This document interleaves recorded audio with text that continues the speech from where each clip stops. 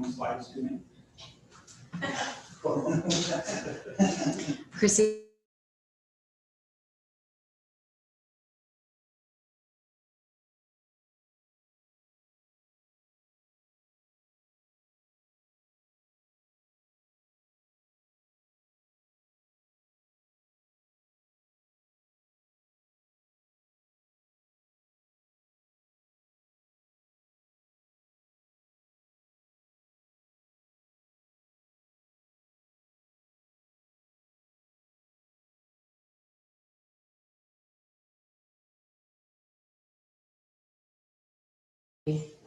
That's good teaching strategy, depending on the.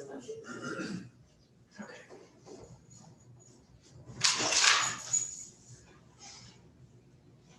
Alright, these things only happened 10 minutes ago. Coach, they got rid of the right shot and hammer. Yeah, I saw that. 10 minutes ago. You knew that was gonna happen. You scored more than 13 points in fact. Yeah. And after I read the article about it wasn't Russell's fault, because I was so mad at him. All right, so we'll continue on with out of executive session with the regular meeting. We'll start with the welcoming the visitors and saying our Pledge of Allegiance. I pledge allegiance to the flag of the United States of America and to the republic for which it stands, one nation, under God, indivisible, with liberty and justice for all. All right, so I'd like to start by reading the district mission statement. Would any of the other trustees like to read? Sure, I can read it. All right. I'll get to it here real quick.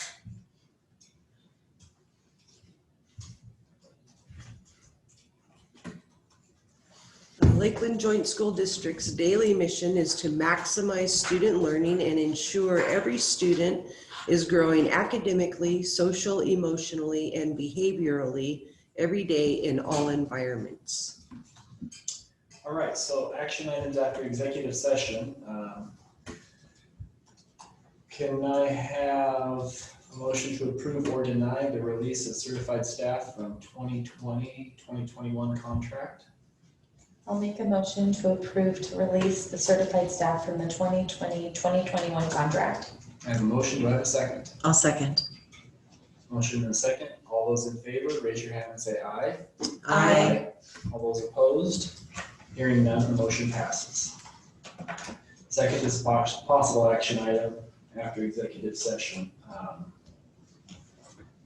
You just need time to make the motion. Yeah, I'd like to make a motion to approve the hiring of the clerk of the board. I'll second that. I have a motion and a second. All those in favor say aye and raise your hand. Aye. All those opposed? Hearing none, the motion passes. All right. Now, I turn the gavel over to the superintendent to conduct the annual reorganization of the Board of Trustees.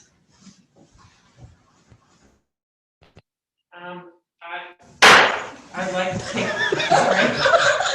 That was serious. Sorry. Power tripping. One time It's that gavel. One time of the year, she gets to swing the gavel. Sorry about that. I didn't really mean to. Can I take nominations for the board chair? Yeah, I'll nominate Michelle, trustee Michelle Thompson. Thompson. Sorry. It's all good. I'll also nominate Michelle Thompson, trustee Thompson.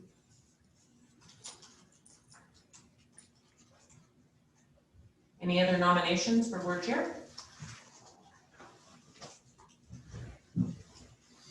Okay, voting, we have trustee Thompson. All those in favor, say aye.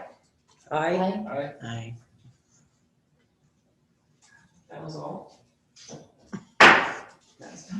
Okay, now I'm going to turn the nominations for vice chair.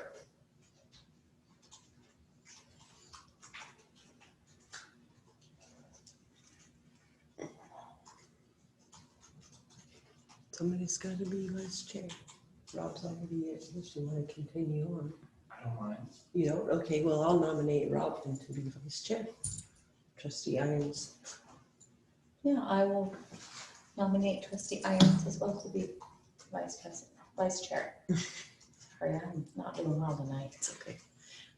Any other nominations? I'll go with Rob as well. Okay, so, all those in favor say aye. Aye. Aye. Oops. I waved my hand.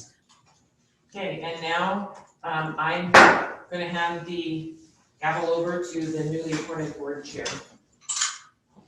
All right. We're gonna switch you out real quick. This one? Actually.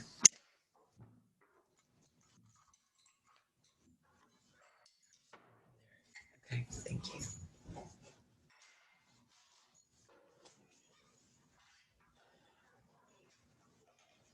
So it appears that we now need to approve or deny the administration's recommendation for Cindy Hackney as district treasurer. Do we need to have any discussion on this? I'm fine. I have a couple questions. With respect to the district trustee, when I was reading through statute, it seems like we're being remiss on her responsibilities because all of the financial everythings come through Mr. Wallace. So if someone can help clarify why we have a district trustee that's appointed or treasurer, thank you. Well, okay, treasurer, but they're not reporting to the board at all for anything. Yeah, it and seems? he's been in more districts than I have, and Okay. then, so I'm gonna let Mr. Wallace address this one. That'd be great. Yeah. Thank you. Madam Chair. Yeah, well, as you know, the district treasurer, it is, that spot or that title is in statute. Right. And it can have many people, I could be nominated the Okay. district treasurer. Typically what most districts of our size do or bigger is the district treasurer is the staff member who is working mostly closely with the bank reconciliation, really the nuts and bolts at that level. Okay. And then, if there's someone above them, then I supervise them as the chief financial officer. Okay. It depends, every district can do a little bit different. So at Coeur d'Alene, when I was there, I supervised the district treasurer who was Katie Ebner. When I left and came here, Katie became the finance director, and they just sort of kept her as also doing the district treasurer because she was still doing sort of the heavy lifting on that. Okay. And so that's just sort of typical small districts sometimes. The district treasurer is also the clerk of the board because they don't have just because they're so small, you don't have the revenues to cover different positions, and Right. there's just less work to go. So it just sort of depends, but for Cindy Hackney, who's been the district treasurer in that role for up to, I think, 10 years or more. Right. I'm just so you know, Okay. sort of how we've been doing it. So there's, and, they report to administration because really that's how school districts are set up. Right. I don't know how else to say it. No, I was just reading that the treasurer is supposed to be bringing like quarterly reports and different things to us. And so I was just trying to understand, because I know we appointed her last year, and I don't really know what she did in that capacity as treasurer, because everything comes as a from treasurer really is, she's, within the finance department, specifically, she does do the bank reconciliation and does the transfers of, dollars that go between, like we keep not all of our dollars in Wells Fargo. As far as banking, that's our banker. But the state of Idaho has the state treasurer's office has what they call the LGIP pool, which is the local government investment pool.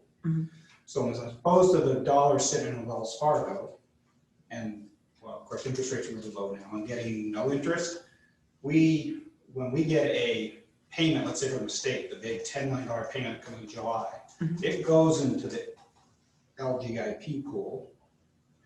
And we keep it there until we sort of need it, because we earn more interest over there for the district. Okay, So some of those, so transferring between LGIP, keeping track of the different funds, doing grant claims, a lot of that work that I oversee. So all of Cindy's work I initial. When the auditors come to see, they see that we have internal controls and checks and balances of Okay. those processes. okay, But it's just been the way the Lakeland way, right. that it's been segregated, and that position has been the treasurer.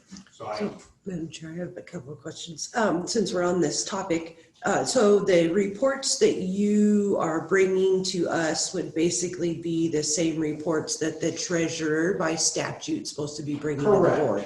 Right, so really our monthly reports are the information the statute is referencing. I should be bringing, where we are with fund balance, or our cash flow, which is really that fund balance report, and how are we tracking with revenues, expenditures to budget. Correct. Yeah, so if she did a quarterly report, it would be the similar type I'm doing. We actually do more than statute because we're doing it once a month. Well, statute says once a month. Oh, does it? Yeah, Oh, it there does. you go. Well, that's good. At the We're end, meeting statute. yeah, at the end of every month. So I guess it would just be, as a trustee, I'd like to understand more what the treasurer does for us. I mean, we appoint her. So is it just bank reconciliations that she's doing for No, us? she does a lot or- more as far Okay. as the finance department. The Okay. treasurer, in a sense, is just that you just have to have one by statute, that this is the, Okay, they don't have a job description at the state level what the treasurer does. okay, And we're not hearing from her because we're hearing from you in lieu of her? Correct. Okay. okay, And that was similar for Coeur d'Alene, like when I was there, I was giving the finance report for the board of trustees Mhm. monthly, but Katie was the treasurer. Miss Katie Ebner. Now that she's the finance director and is sort of the top of the department, right, she's doing both, so okay, treasurer itself. Yeah. okay. All right, thank you very much, Mr. Wallace. So then I need a motion to either approve or deny the administration's recommendation for Cindy Hackney as district treasurer. I'll move that we approve the admin's recommendation for Cindy Hackney as district treasurer. I second that motion. I have a motion and a second. All in favor, say aye. Aye. Aye. Any opposed? Hearing none, the motion carries. Now, we have a motion to approve or deny administration's recommendation for clerk of the board of trustees.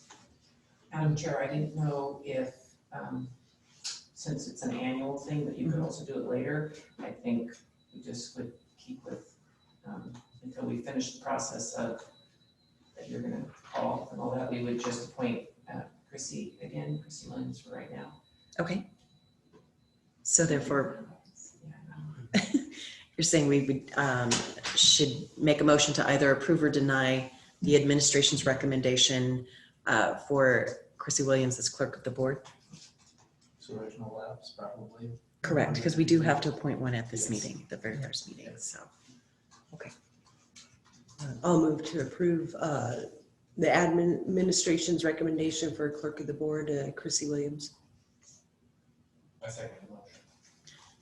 All right, hearing motion and a second, all in favor, say aye. Aye. Aye. Any opposed? Hearing none, the motion carries. So we need to approve or deny resolution 2021-01-12 that provides the appointment for assistant treasurers and designated signatories for each respective school. An attachment was provided. Does anyone have any questions, or does discussion need to be had on this? I'm fine with what I read.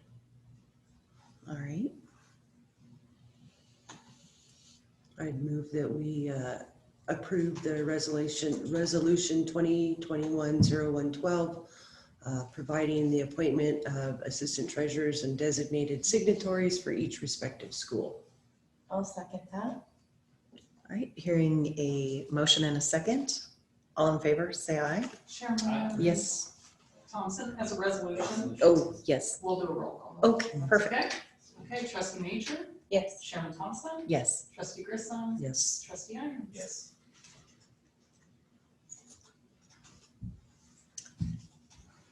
Okay, the next item is to set date, time, and location. I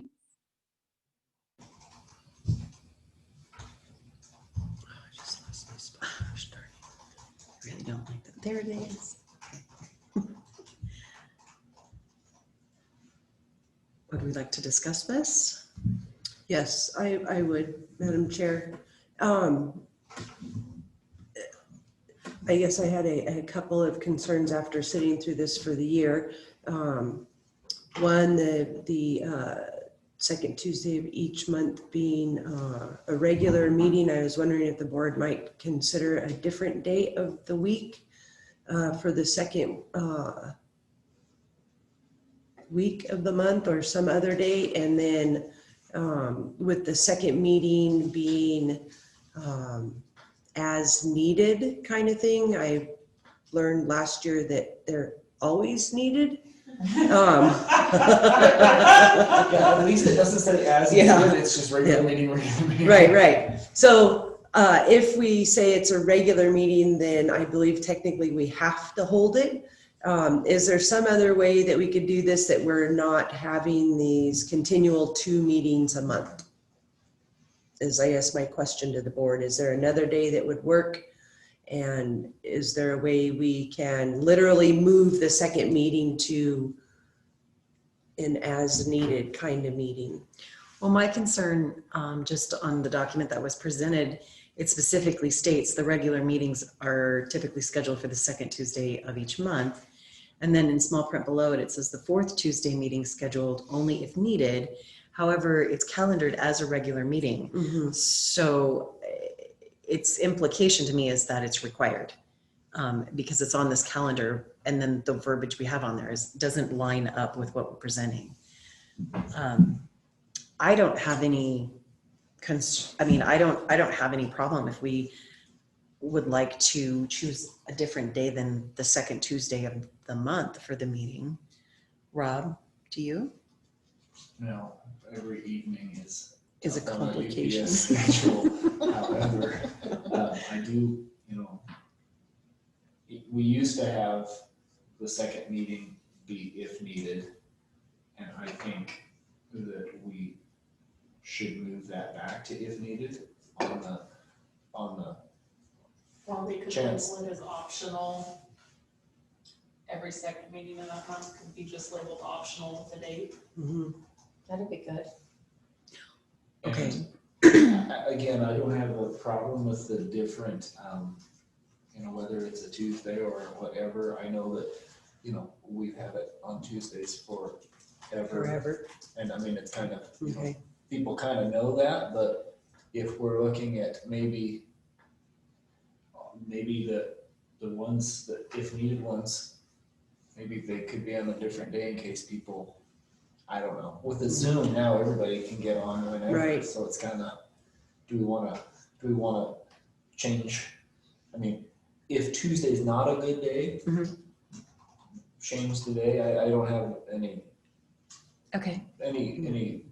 reason one way or the other. Okay. But I would say consistently, Right. if we kept it the same day regardless. Oh, of what right. day it is. If we're moving it to a new day, it would stay consistent on Right. that day. Right. So Trustee Grissom, do you have a day that you would see as a preference?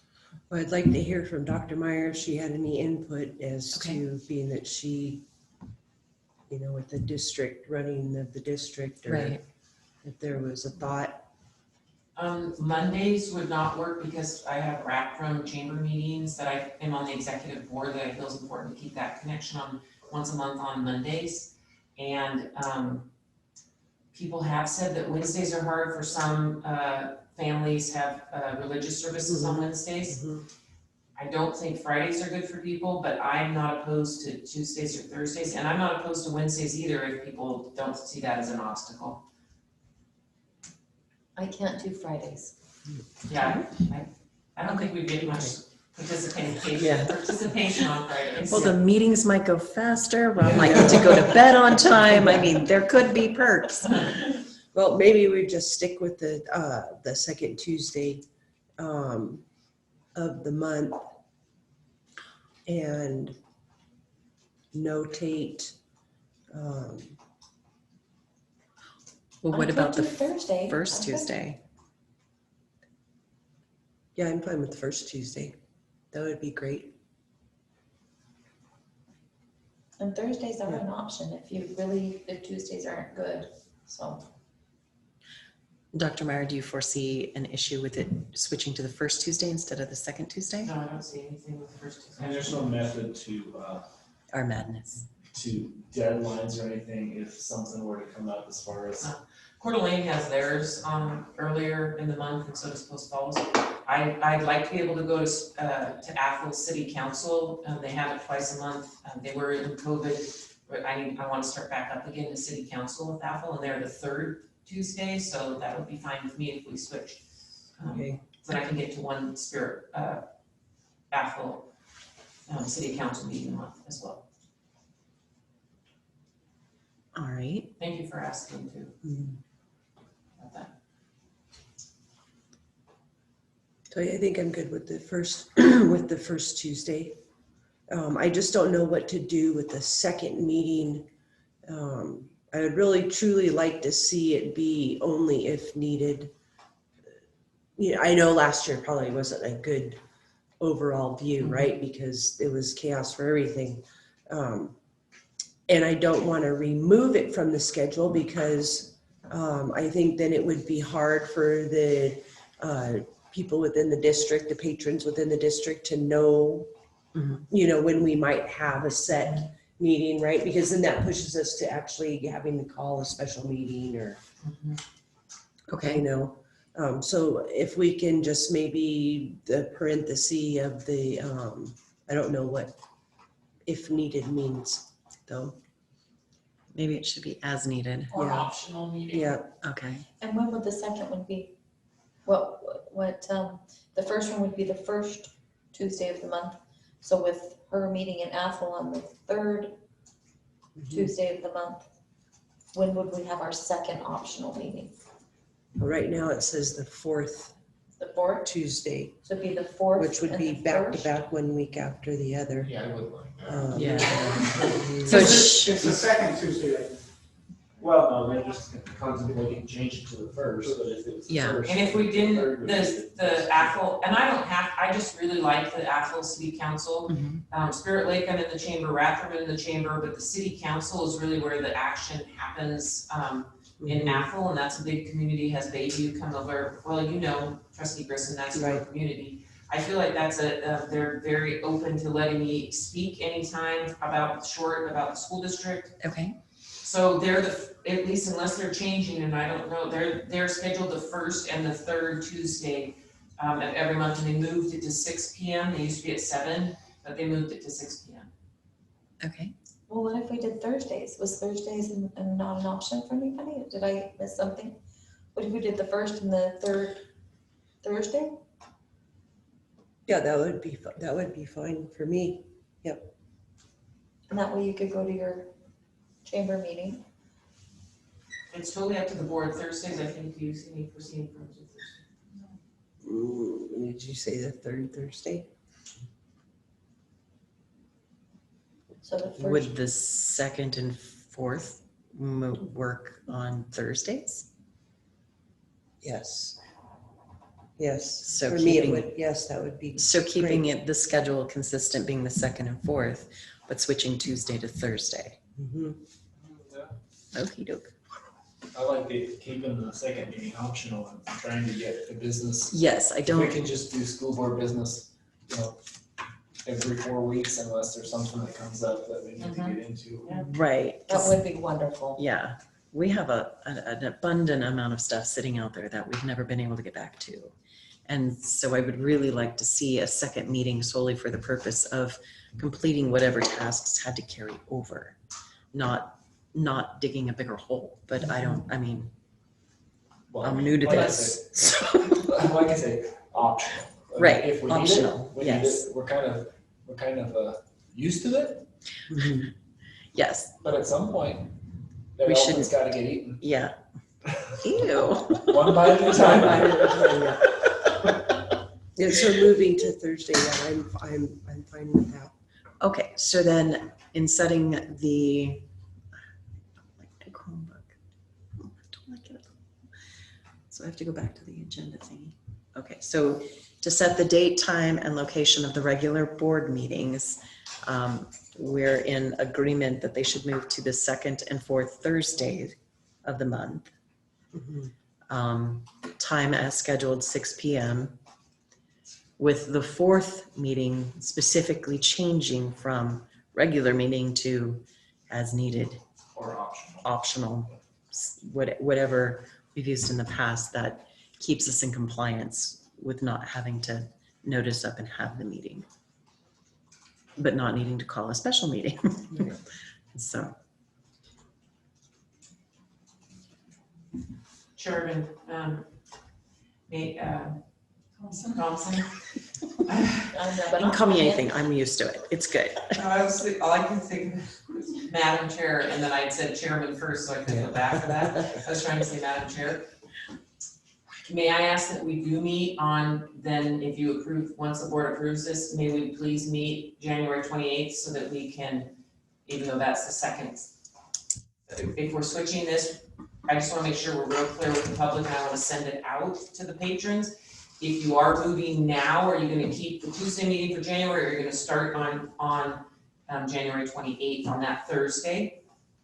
If you could make sure that's in your, we have that for whatever, I would like to request that we do have a second meeting this January, for the I do, we do, you do transition and start that. Yeah, I think Okay. probably the first couple of months, we're gonna need it anyway, just to. So you're suggesting maintain Tuesdays through January, No. or wait, what just- do you? Just Thursday. have the second meeting in January on the 28th, which would reflect the Thursday. Oh, okay, yeah, perfect. And then we will probably, even though it'll say optional, but have The second meeting for a actually few months. scheduled for the 28th. Okay. So that the patrons know. Okay, well, I Even would, though it'll say even though we're gonna do optional, we'll probably have a couple of meetings a month the first. well, I would think that as a board, we should be approving whether we're having the optional meeting at the Tuesday, the first meeting of the month, whether we would need to follow up with a second meeting, that we should make that decision at that time.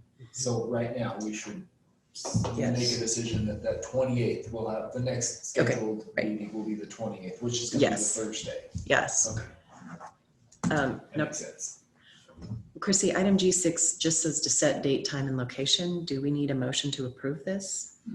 Because there is no motion on the agenda for that. Does that matter? This is, it's formally how it's labeled every year, so I Okay. just copied and pasted, but that is a motion, and the overarching parent says all items are action items in this. This is true, it section. does. Okay, perfect.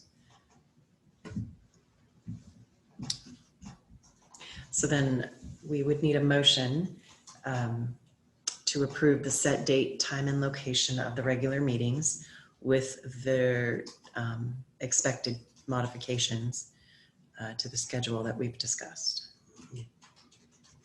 I'll make a motion to set the date, time, and location of the regular meetings, making the modifications that we've discussed. I have a motion. Is there a second? I'll second the motion. Having a motion and a second, all in favor say aye. Aye. Any opposed? Hearing none, the motion carries. So the next item is to approve or deny the administration's recommendation of district custodian of public records. Madam Chair, can we modify the motion, the motion that was just made? I would just like it to be clear that we've moved to the second and fourth Thursdays of the month, and that we are approving in this meeting, the meeting of January 28th, Which is a Thursday. which is the Correct. Thursday. Thank you. Yeah. I appreciate that Yeah. modification.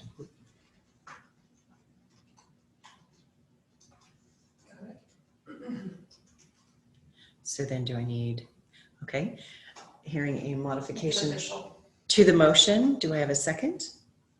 I'll second that. Okay. having a motion and a second, all in favor say aye. Aye. Any opposed? Hearing none, the motion carries. I need a little script so I don't lose focus. So I'm, woo. Okay. Going back again, we need to approve or deny the administration's recommendation for district custodian of public records. I move to approve the administration's recommendation on the district custodian of public records as Psc Williams. I'll second that motion. All right, hearing a motion and a second, all in favor say aye. Aye. Aye. Any opposed? Hearing none, the motion carries. The next item is to approve or deny the administration's recommendation of acting clerk of the Board of Trustees in the absence of a clerk. Dr. Meyer, would you like to speak to this? In the past, last year, and since Chrissy has been hired, Brooke Cunningham has been the backup if something where Chrissy wasn't able to be here. So I would recommend at this point, we nominate and recommend Brooke Cunningham to be the person that could fill in since she knows how to do that. Okay, I would like to ask, because we are in the process of looking for a new clerk, which would mean that Chrissy would be the outgoing. Could we possibly have Brooke Cunningham or Chrissy on her removal to be, just so that, you know? Absolutely, that would be great. Okay. She has never had a sick day since she's been working here, so knock on wood, I think we'll be okay till January 28th, but I don't think she was allowed a 6 day, was she? Yeah. All right. So it would be an either or?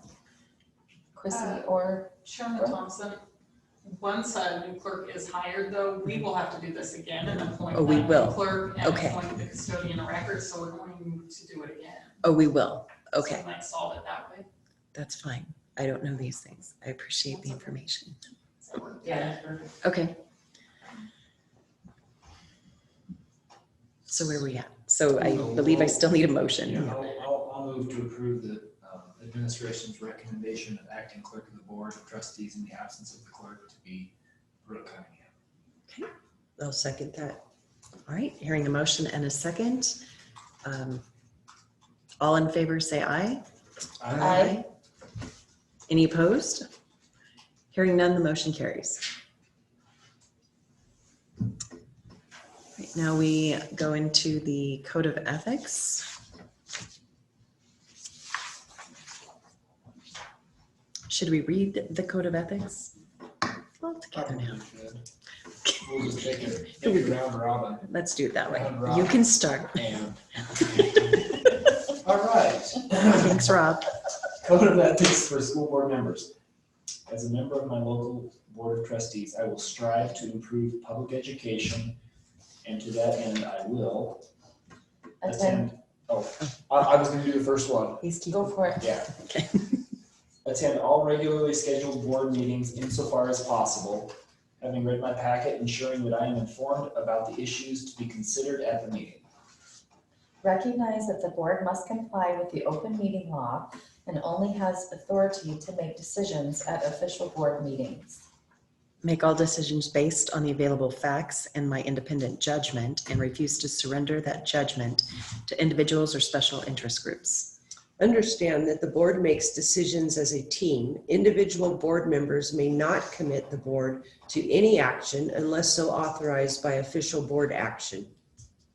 Recognize that decisions are made by a majority vote and the outcome should be supported by all board members. Acknowledge that policy decisions are a primary function of the board and should be made after full discussion at publicly held board meetings, recognizing that authority to administer policy rests with the superintendent. Be open, fair, and honest, no hidden agendas, and respect the right of other board members to have opinions and ideas which differ from mine. Recognize that the superintendent is the board's supervisor or advisor and should be present at all meetings except when the board is considering the superintendent's evaluation, contract, or salary. Understand the chain of command and refer problems or complaints to the proper administrative office while refraining from communications that may create conditions of bias should a concern ever rise to the attention of the board as a hearings panel. Keep abreast of important developments in educational trends, research, and practices by individual study and through participation in programs providing such information. Respect the right of the public to be informed about district decisions and school operations. Understand that I will receive information that is confidential and cannot be shared. Give staff the respect and consideration due skilled professional employees and support the employment of those best qualified to serve as district staff while insisting on regular and impartial evaluation of all staff. Present personal criticism of district operations to the superintendent or administrator, not to district staff or to a board meeting. Refuse to use my board position for personal or family gain or prestige. I will announce any conflicts of interest before board action is taken, and it's the very last one. Remember always that my first and greatest concern must be the educational welfare of the students attending the public schools.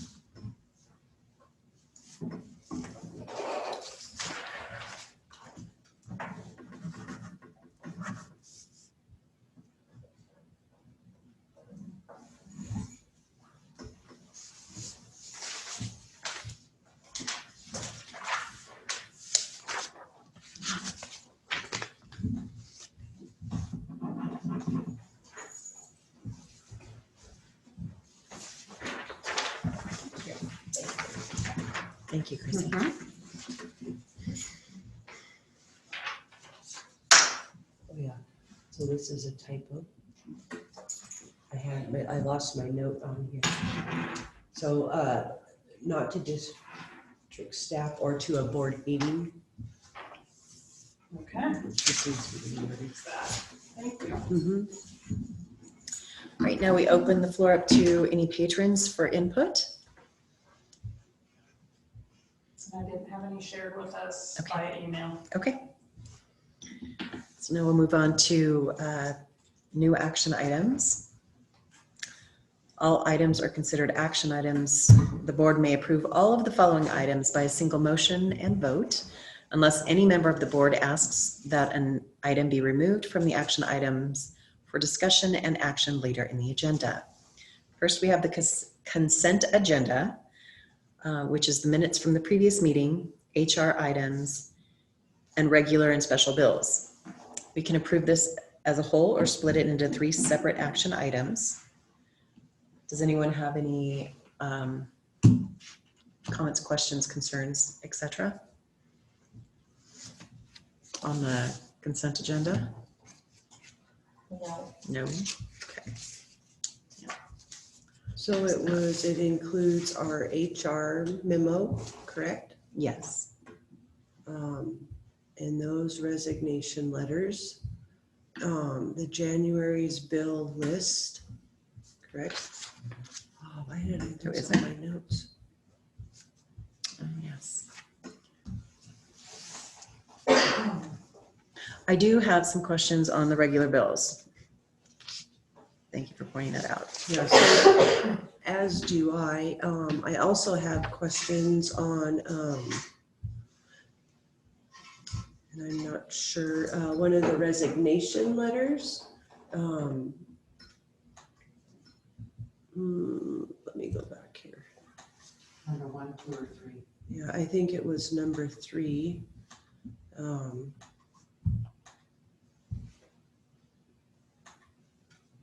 No. Gosh darn it, I had it opened. I lost my notes.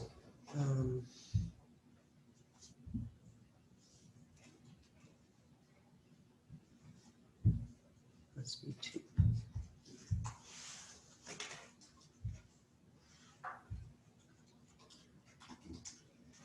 Okay, excuse me, that was not correct. It wasn't on the resignation letter. It was actually in the HR memo itself. I guess a couple of questions. Family liaison, what exactly does that position entail? What does that person do? The Psc Family Liaison is a person that's helping us with the online high school programs. Oh, okay. We found when the grading came, we're not getting the buy-in we need and we Okay. need, so we've hired these people to come help. They are going to be calling, connecting with parents, connecting with kids. You need to be on right Okay. now, Johnny. And our passage rate, K through 8 is going very well. And Patty Morrison has been keeping all over it and done an excellent job. The other high schools, it's a little bit harder, and we've created these positions. We've have these people are gonna help get the passage rate up for those. Okay, okay.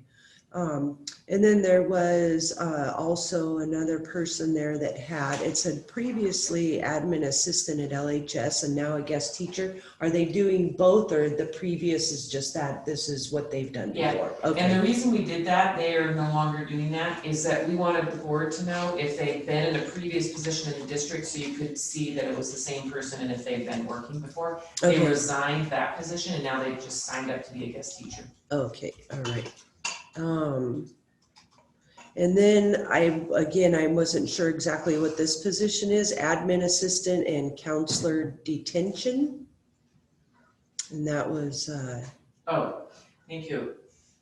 That position specifically at Lakeland High School, that position had been, boy, this is hard to do without using names. The position before had been an admin assistant Okay. for the AD, and it was removed, that position was removed from the office and put together with an ISS. Brooks program calls it counselor detention, which Okay. is not accurate at all. okay, It was an ISS, and when you're in supervising ISS in school suspension, she was able to do the admin designee, admin assistant work for the AD. okay, So Mr. Okay. Derrick was able to put kind of 2 positions and save funding and space in the office, because they were really crowded, if that makes sense. yep, So okay, that was what that position, he is now that person has actually worked in this, you have authorized, the board has authorized an alternate route to certification for that prior employee that's now at Mountain View. Mr. Derrick has removed shuffled things around to better help all of the admin program that is needed at Lakeland High School. Okay. And he can certainly do a little report to you on how it is, if you'd like to know more about that. But he has done a really good job of kind of doing the strength focused and moved this around now.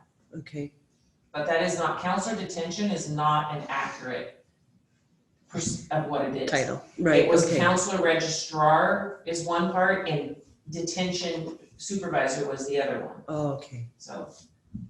okay. It looks like we had quite a few people apply for guest teaching positions. It's kind of exciting. Yeah, really good job on Brooke Cunningham and Danielle Robinson have done a really good job with that. And I do applaud their efforts, because as we're getting ready to go into this next season and with ISET testing, and you'll see in my update on vaccines, we are gonna need a strong guest teacher pool. So I appreciate the fact that they've done a lot of onboarding and orientation for that group. Okay. On the regular and special bills, I do have a couple of questions. It shows here that we spent $79,163 on MacBooks. Is that accurate? Probably. We had replacement cycles on all of our books that we had, MacBooks from before. And when we had the CARES money come through, we had ones that were falling off and not being able to keep. When you get to the end of the life cycle of a computer, it costs more sometimes to fix it than to get new ones. Right. So we just decided to do it with talking with technology and myself. We decided and the budget team, because the CARES money came through and it was for technology, we decided to do them all at once instead of station them out. Okay. Too How many. often? How often are we replacing them? So it's been 5 years since we've done the last ones. Okay. Well, probably 4.5 since I came. Okay. And we bought MacBooks for admin, and so that's probably been 4.5 years. What are we doing with the recyclability of the old machines? What are we doing with them? Well, we have a tech meetings of the minds coming up, and there's been requests by schools that they maybe like a student with disability case manager or an admin assistant, or let's put it in the library for Apple Play to be able to put it up. Okay. We haven't made a determination yet because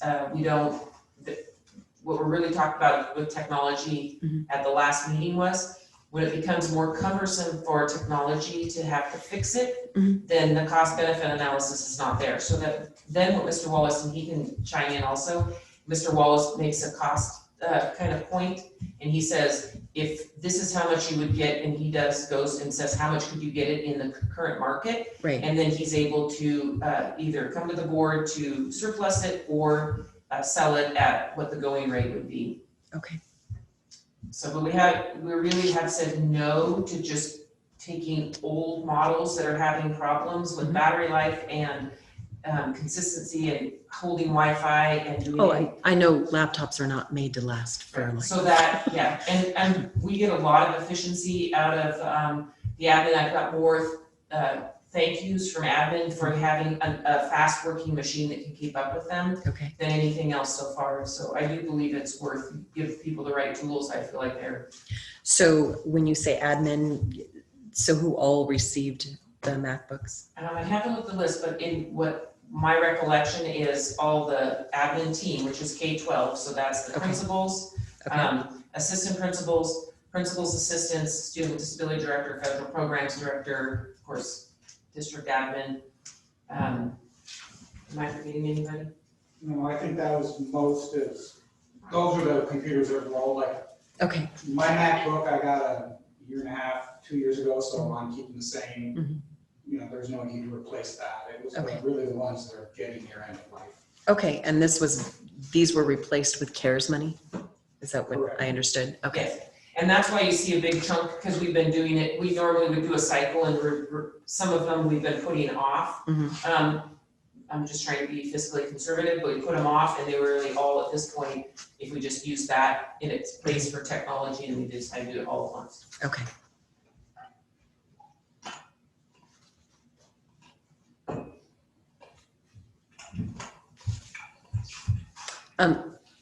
I think I've seen him on the bills thing before, but Walter Nelson, we're paying him for He's- custodial supplies. He's the cleaning guy, it's just the name of the company, it's not an actual person, like I'm Oh, sure it that's was the yeah, but that's the monthly amount that, They're a custodian, no, Walter Nelson's a big custodial supply. It's like Okay. a warehouse company. I just thought it was quite odd. It was someone's name. I'm so like, every what are we month we doing? pay him, we pay Okay. the company Yeah. for the cleaning supplies, and Okay. we changed that over They're like a a national company. They're big. couple of years ago. Okay. You'll live forever. Yeah, it's looking that way. No toxicness here.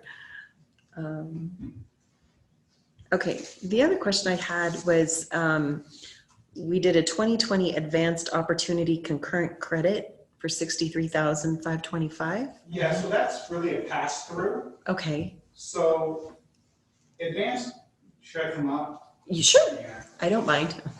Hey, Wow, Kristen, could because you of the turn Zoom. the heat up a little bit? Just a touch. So advanced opportunities is the state program Okay, that provides dollars directly to families Okay. for college credit, for dual credit. Could help you with that. And so some of our students, in fact, my daughter who's here is one of those in Okay. those classes. We do the dual credit, okay, and the cost of that class is paid through advanced opportunities, so Okay. I'm not writing a check. So, but the way the state reimburses is they give us the money, and then Northwest Nazarene, or it could be U of I, or NSA, they invoice us, and then we just pass it through. So we're really just the pass-through, okay, that's okay. all it is. I follow But we did write the check. And Madam Chair, I also, if Ms. Sexton could, also, this is part of interest-based bargaining every year, and it's part of the negotiated agreement. She Okay. could speak just a little, she always reconciles the entire thing. We're talking advanced opportunities. Oh, not the DC, sorry. Yeah, that's different. Yep. Every child in the state of Idaho, when they reach this summer before their 7th grade year, gets $4,125 from the state to put toward dual credits with our local universities and colleges. They can use it for certification at K-Tech.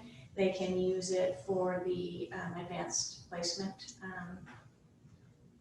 Advanced placement classes that we have, the test, the AP Okay. tests that I think they're $75 for the kids to take the test. Right. The state sends us those dollars and then we distribute them out, so. Okay. So we would then be invoiced from whatever agency the kid could have went to, and then, Yes. all right, that makes sense. Thank you.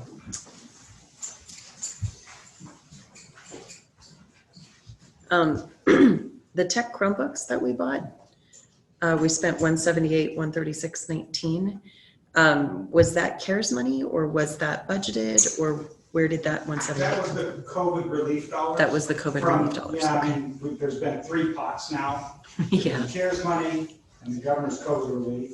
Okay. So right now, all these that have been coming have been the COVID relief, Okay. because that, we had to spend those by December 31st. Right. And so the CARES money we haven't hit yet. Okay. We sort of call it all the same thing. Okay. Because that I probably said the wrong pot earlier when you asked. Okay. It was, that's the things that are coming that had to be done and received before December 31st. Right, so those are Okay. the governor's. I COVID keep relief. calling it the CARES money. I know, Okay. but Thank you. So where are we at then on our Chromebooks?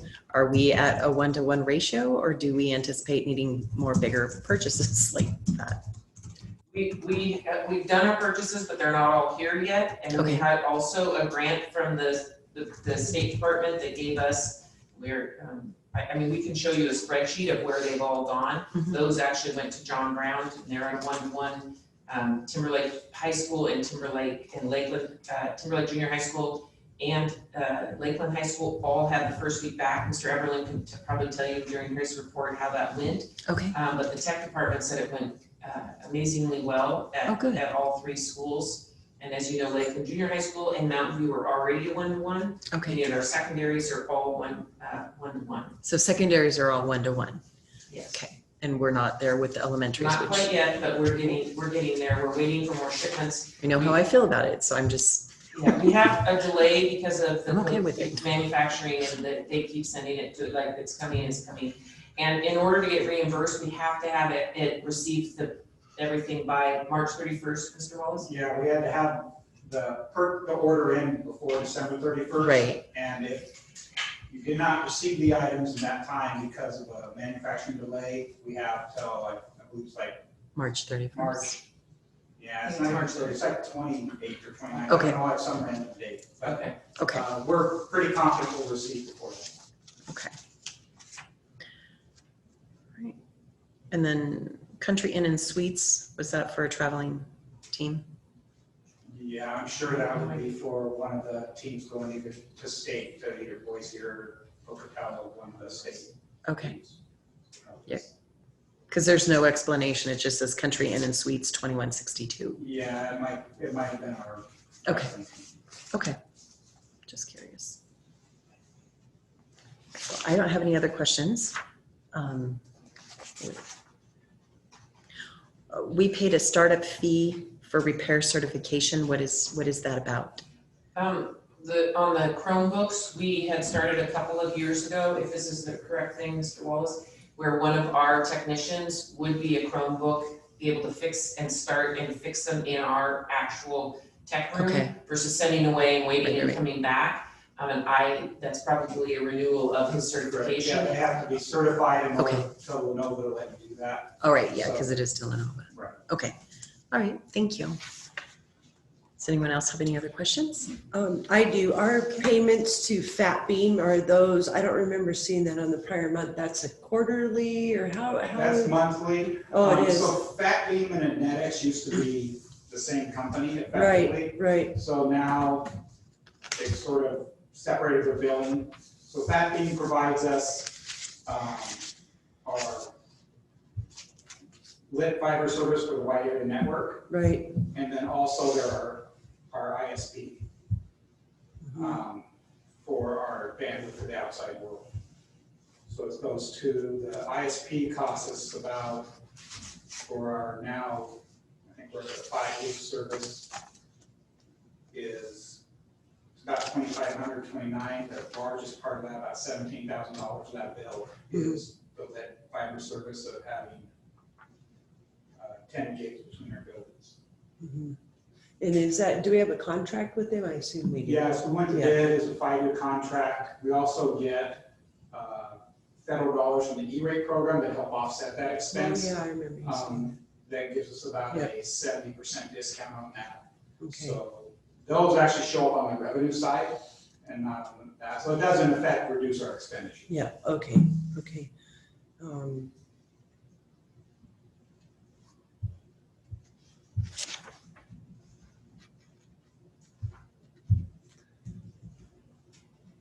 I think most of them were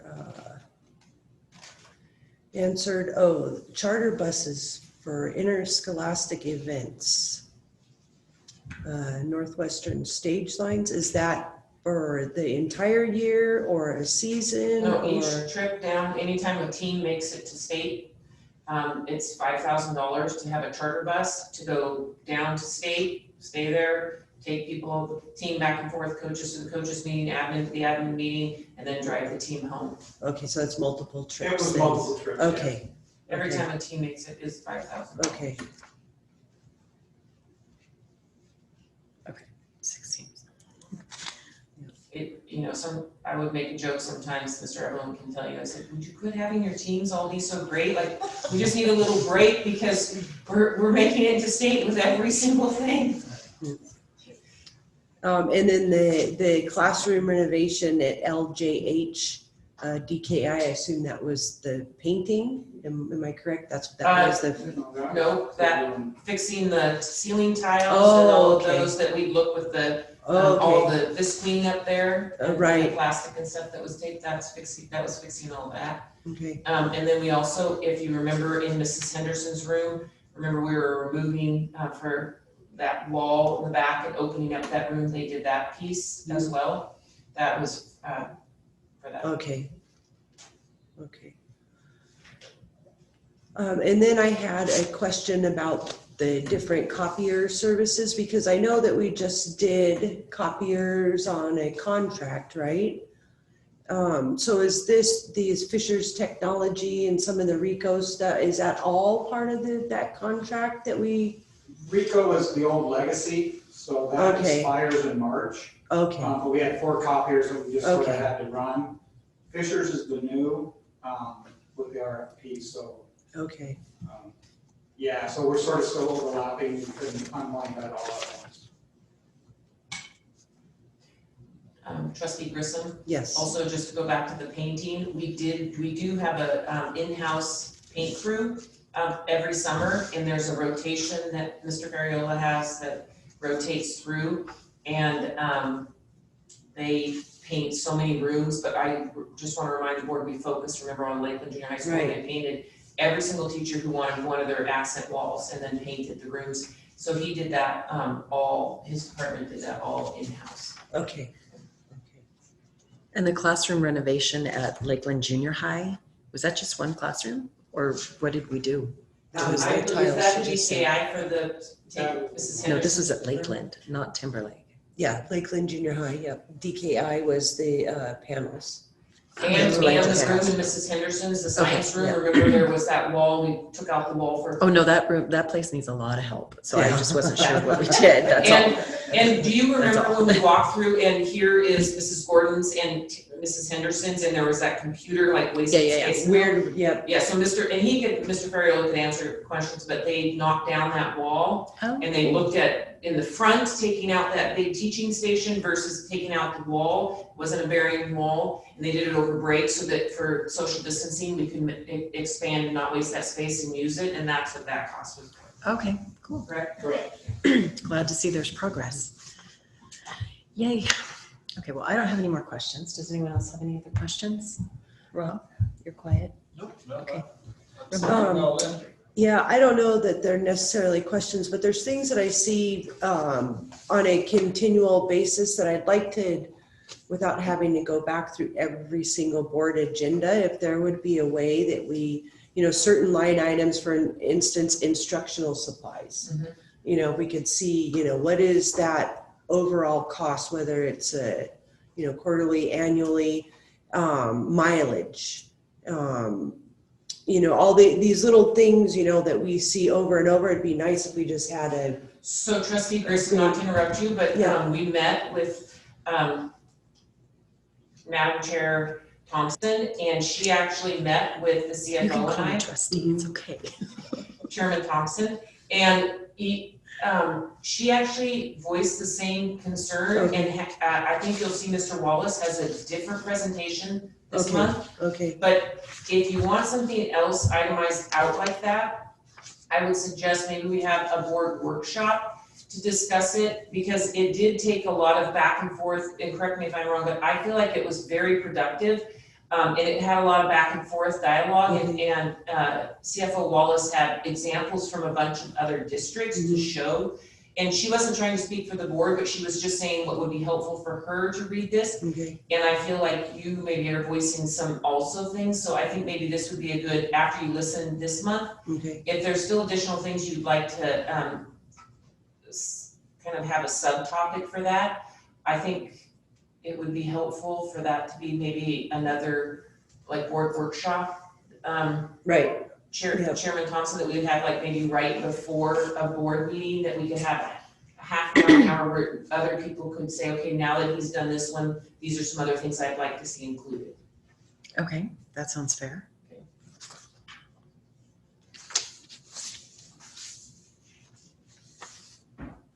If I think I'm understanding you correctly. So if you look, I guess I'm asking you to listen to his presentation, and then additional like mileage and different things, instructional 410 account, that kind of thing.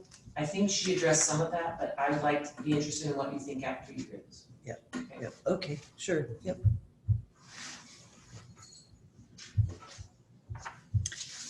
All right, so is there more discussion that we'd like to have on the consent agenda? Not on my end. Okay, good with that. You're good?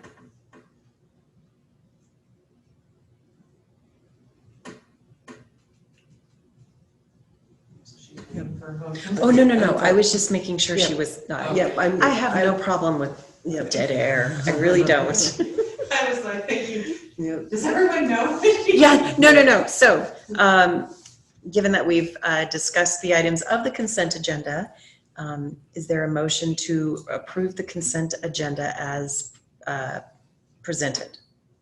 I would move to approve the consent agenda as a block, A, B, and C. Okey doke. I'll second that. All right, hearing a motion and second. All in favor, say aye. Aye. Any opposed? Hearing none, the motion carries. On to report and presentation agenda. So we have the staff reports. We're hearing first from Mr. Eberlin. Okay. And as you know, we have principals, and this year we've added directors that will come and do a little quick update for the board. This is a great one. Last year, you will remember it, and I think Debbie Major, I can't remember, Trustee Major, if you were here or not, that he brought staff with him and students. Remember FFA was here, wrestling, girls basketball. It was huge. Were you here yet? No, I didn't. Oh, it was a Okay. huge It was presentation. amazing. It was. Unfortunately, with COVID, we cannot do that, but I do want to say that I'm happy to have him back again. Absolutely amazing principal, very conscientious. Students and staff love him, as you have heard, and I just appreciate everything Mr. Everyone's done at Timberlake High School. So, the floor is yours. Thank you. Chairman Thompson, Board of Trustees, Dr. Meyer. I'm Ryan Everlin. Very proud to be the principal at Timberlake, and if I was given 5 hours, I could talk about Timberlake nonstop, and I would have brought everybody. We just have so many good things going on. And not part of my presentation, I'm going to keep this as brief as I can, but I just have to give a public shout out to my staff. I don't think we could have had a better year to this point, and I'm just so blessed to be part of it. It's been wonderful. And then the individuals in this room that support me, it's anytime, any place. I try not to call on Sundays, but support. From Elk Camp, he's calling me. I did call her from Elk Camp. Yeah. And I did you know.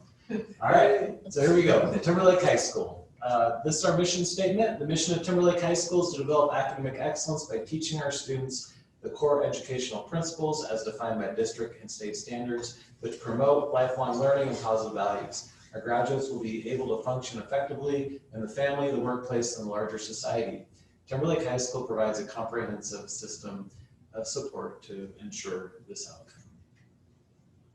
And this is what our table of content looks like for our building leadership goals. And so the highlighted piece, that is what I'm going to mainly talk about as far as the goals from this year. So that would be our social emotional goals and community. First, these are just some very few highlights, but broad from the last year, 2019-20, and this year. So as a staff, we finished our challenge mind frame professional development, and this year we're focusing on collaboration. Right now we're doing our collaborations through Google Meets, and then we get into smaller groups just so we can keep that teamwork going. Our communication continues to improve. 3 years ago, we started our Facebook, and it's become a pretty big way to communicate with our stakeholders, and especially with everything changing. I almost think more of our parents and students look at that than the emails I send. And so we use that a lot. And then Twitter is something that our athletic director uses. A lot of coaches and athletic directors and parents are on there as well for updates because things are always changing. This year we didn't have ISAT or SAT. All that's been waived for the class of 2021. We will have SAT and ISAT this spring at this point. So we'll have data to go off of. Our graduation rate actually increased by 1%, Yay. which is phenomenal given we were in lockdown. One really big highlight was our whole staff divided into 3 teams, and we delivered letters and t-shirts to every single senior last spring. And that took my office team about a month because they had to make a map, and then we had to split into teams, and it was fun. It was a lot of fun. Kids didn't know we were coming. We called parents though, of course, so they knew. And kids, they'd come out in their pajamas, and they were like, they almost forgot what we looked like. So it's been a couple months, but it was fun. We got them these t-shirts that said Senior Skip Day Champions. And it's one of my favorite shirts. I wear it all the time because I just think it's fun. We were a school of excellence for the 2nd straight year, and we're the only one in North Idaho to achieve that. So they look at academics, sportsmanship, and then how you perform in athletics. And so it's a really big accomplishment. And so this year right now, we're currently in 2nd place in the state, and I'm really competitive. So our athletic director, I'm like, what can we do to get this? We just finished our 5-year accreditation, and that was a long slideshow. I presented for an hour. It was about 85 slides, but I just felt like I couldn't leave anything out. And there's just a lot to celebrate. I mean, this is my 4th year there, and since I've been there, it was a great school anyway, but we've just been able to keep going and add, and everybody's been on board. It's been a really good team effort. Our Cup of Grace clothing closet has now taken up a whole room, which, with everything we've had to use every single space, but we've expanded that. We probably need it now more than ever, so that's been a good investment. Spirit Lake Food Bank, our kids continue to donate. Our student leadership students are just phenomenal. Like, they are always coming to me, what can we do? What can we do? So we just donated a bunch to Spirit Lake Food Bank. And then we're not gonna be able to do our Battle of the Buck with Priest River this week like we usually would, but we're gonna move it to February. We're trying to figure out a different way, but that's usually where we raise a lot of money for something in the local community. And that's not on here, but that's part of that. Added mental health counseling. So we have a mental health counselor at Timberlake, and she has a long list. And so Heritage Health is able to actually get us somebody else right now. So for the rest of the school year, we have another mental health counselor, and he's already full. And I think that is a huge priority right now. for our students, and I think it's something I'm pretty proud of that we're able to get. Sources of strength, we've been able to continue that. It's not what we want it to be as far as being, we can't get into our big groups and do what we typically would, but we've kept that alive. Restorative justice, I'll share that in a different slide. We have a tobacco not program, so when our students get in trouble for vaping or tobacco use, they take this class and the school gets reimbursed, and we're able to get the kids prizes and recognize them for being drug-free. And then the bottom bullet point is probably one of the things I'm proudest of right now. 3 out of the 6 finalists for the presidential scholarship in the state of Idaho are from Timberlake High School. Wow. So That's great. Yeah. they're meeting with Superintendent Ybarra. So these are just some of those pictures, and these are our 3 students who are presidential scholars. And it's cool because they're all diverse. I mean, they all do a little bit of everything. There's FFA, there's all the sports, and then there's student leadership. So it's a really big deal.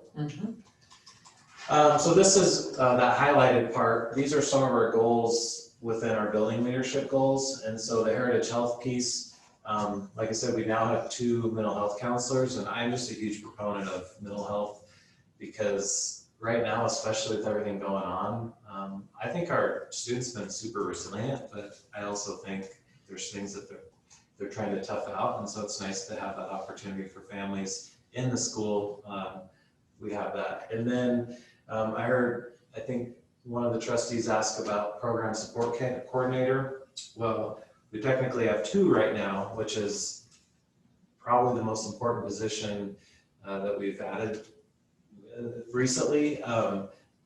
So the family liaison, which is a program support coordinator, she spends 8 hours a day connecting with 40 to 50 families. That's Google Meets, emails, phone calls, unlocking tests on Plato, which is the Lakeland Online Academy platform. And she just showed me today, there were roughly a couple dozen students who failed courses first semester. And just within the first 2 weeks she's been there, they've been able to go back and they've passed those courses. So, those are graduation requirements, and those are big deals, and that's been a good investment. Greater sense of community, Cup of Grace is on there. We have a really good relationship with Spirit Lake Police Department, and they mentor our kids. They come in, they hang out with the kids, our students, and that goes really well. Real Life Ministries, they dropped off 100 backpacks and just a ton of school supplies early in the year, and we put that into the clothing closet, put on the food drive again. And then back to the restorative justice, one thing we've done is we don't have a dedicated in-school suspension room at Timberlake. We don't have the space for 1, but 2, just didn't really have the person that would thrive there. So what we've done is our head custodian, Vance Rice, and our building tech, Dane, they take these kids on anytime during the day that they're able to. So like our head custodian will work with these kids, and there's a huge turnaround, especially, instead of sitting in class and getting upset or being disciplined, they're actually around the school either cleaning something or learning how to fix something. And it's just been phenomenal this year. I mean, the issues we've had have plummeted because of those relationships with individuals who necessarily wouldn't have had that interaction in the past. And this is just a few pictures. This is our clothing closet. It's like a store. This is Mr. Rice right before break. Up here, Peggy Cutler, been part of the Booster Club since before Timberlake even started. That's our assistant principal, Mr. Hagstead, barbecuing. Sources of strength when we could still socially distance. This is Haven Chase, one of our standout FFA students. She ran out on the football field during football season with the flag and her horse, and it was really cool. And then our there's an armed guard there as well as our SRO. So just to kind of put everything into pictures for you. One growth area, our leadership team at Timberlake's really strong. And we really want to get students involved. So a couple of years ago, we're at about that 72% is give or take a couple percent every year, which sounds pretty high, and that is, I think, pretty good. But we want to be, 75% or more, because it's really obvious how students excel when they're involved, and we don't care what they're involved in at school. Everything is a good thing for us. And so one thing we did before COVID the year prior is we did a 8th grade orientation and used our students to make it a lot of fun. Our students right now are talking about a mentor program. Even with COVID, how can we do that? You know, how are we going to be able to do that? And then one thing's for certain, we need to spend more time at the junior high to get those kids excited, because there are so many opportunities. I mean, sports are one thing, but then we have dozens of clubs and other activities. And we just firmly believe that if you're part of something, you're just much more likely to be successful. So that's a growth area. We want that number to keep going up. And then for the staff this year, this summer I was reading and I just thought resiliency, there probably isn't a better topic right now than resiliency. So this is what I took from that article, and these are different ways to become resilient according to science. And so I've just asked the staff to focus on one of these each month. It doesn't have to be this order, but we have a reflection journal, and we haven't been great about that because it's been so busy, but we've reflected a few times. And I'm very honest, on here it talks about exercise, and I was supposed to be a role model, and that didn't go so well, but I just got new running shoes. And I didn't know if it was a hint from my wife, like, you're putting on weight, or she's trying to back me here, but I started running in December, and it was cold, and it hurt. And then we were asked to highlight a program, and I wish I could have brought these kids in. So Tiger TV is our daily news channel. And Tiger TV is closely connected to BPA, which is Business Professionals of America.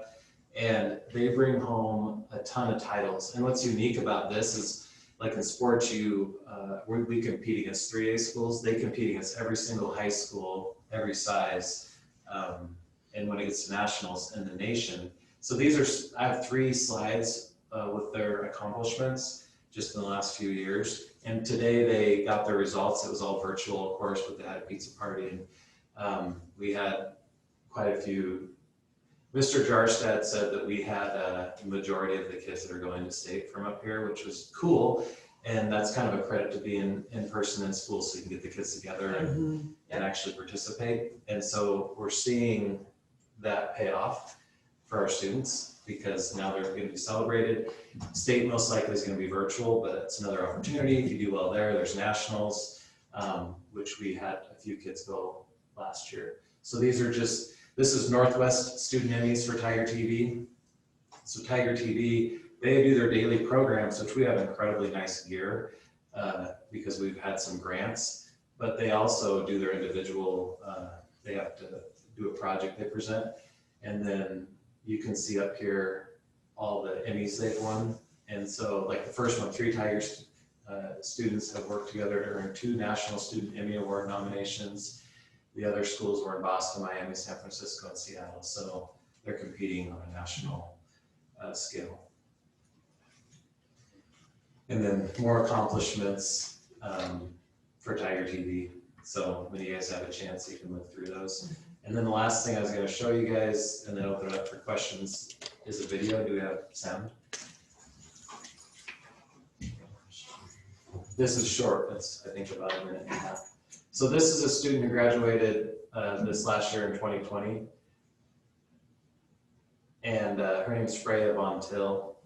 And she's kind of a fireball. She's a fun girl.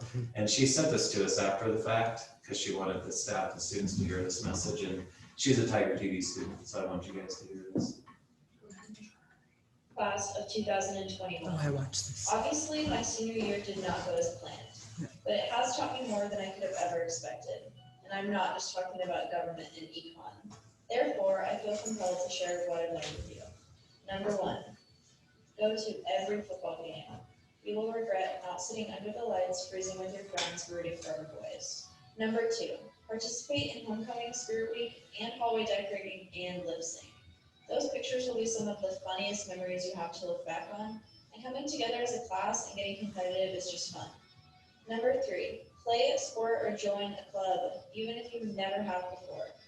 Being a part of a team and working towards a collective goal is one of the most fulfilling things you can do in high school. I know that sounds really cheesy and dumb, so you're just gonna have to trust me on that one. Number 4, get to know your teachers. Believe it or not, they're all real people with real lives outside of that school. And they're all amazing and they all care about each one of you.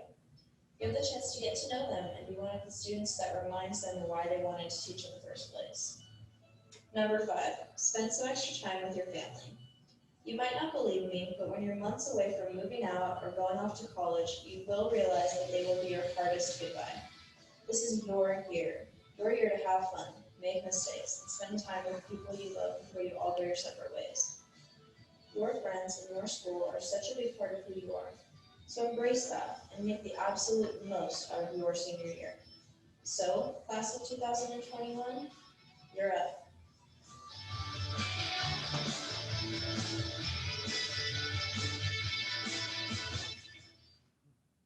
So that, is just one small example of what the students create, but it was a fun one because I think we all needed it going into this year, and the year's been a phenomenal year at Timberlake, and I think it's gonna get better. So now, if you have any questions about that or anything else, here I am. So thank you. Thank you. All right.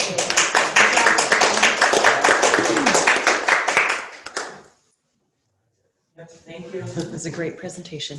Yeah, Yes, thank you. thank you. Thanks, guys. Okay, next we have the financial presentation by Brian. Mr. Wallace.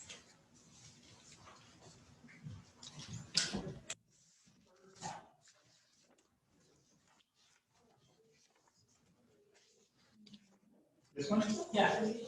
fourth tab. We'll put that. This one? No, No report.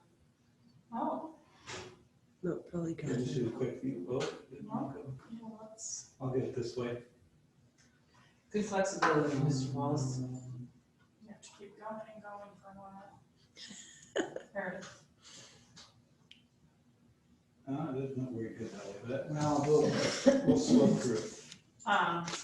Brian, if you click on the 3 dots to the right, Does that go full it can screen? do a full screen. You'll still have to grow it up there, but. Okay. There we go. So Madam Chair, Board of Trustees, Dr. Myers, the monthly report. Before I get into the new format on some of what Dr. Meyer talked about, like details and maybe on like instructional supplies, and we'd have to actually go back to, and we can do that, to invoices or POs, because sometimes, let's say we work from Amazon, when you write that check, it could be, Betty Kiefer ordered, the high school ordered, all in. Right, and I wasn't So- looking for that amount of detail. I was looking for more of comparison.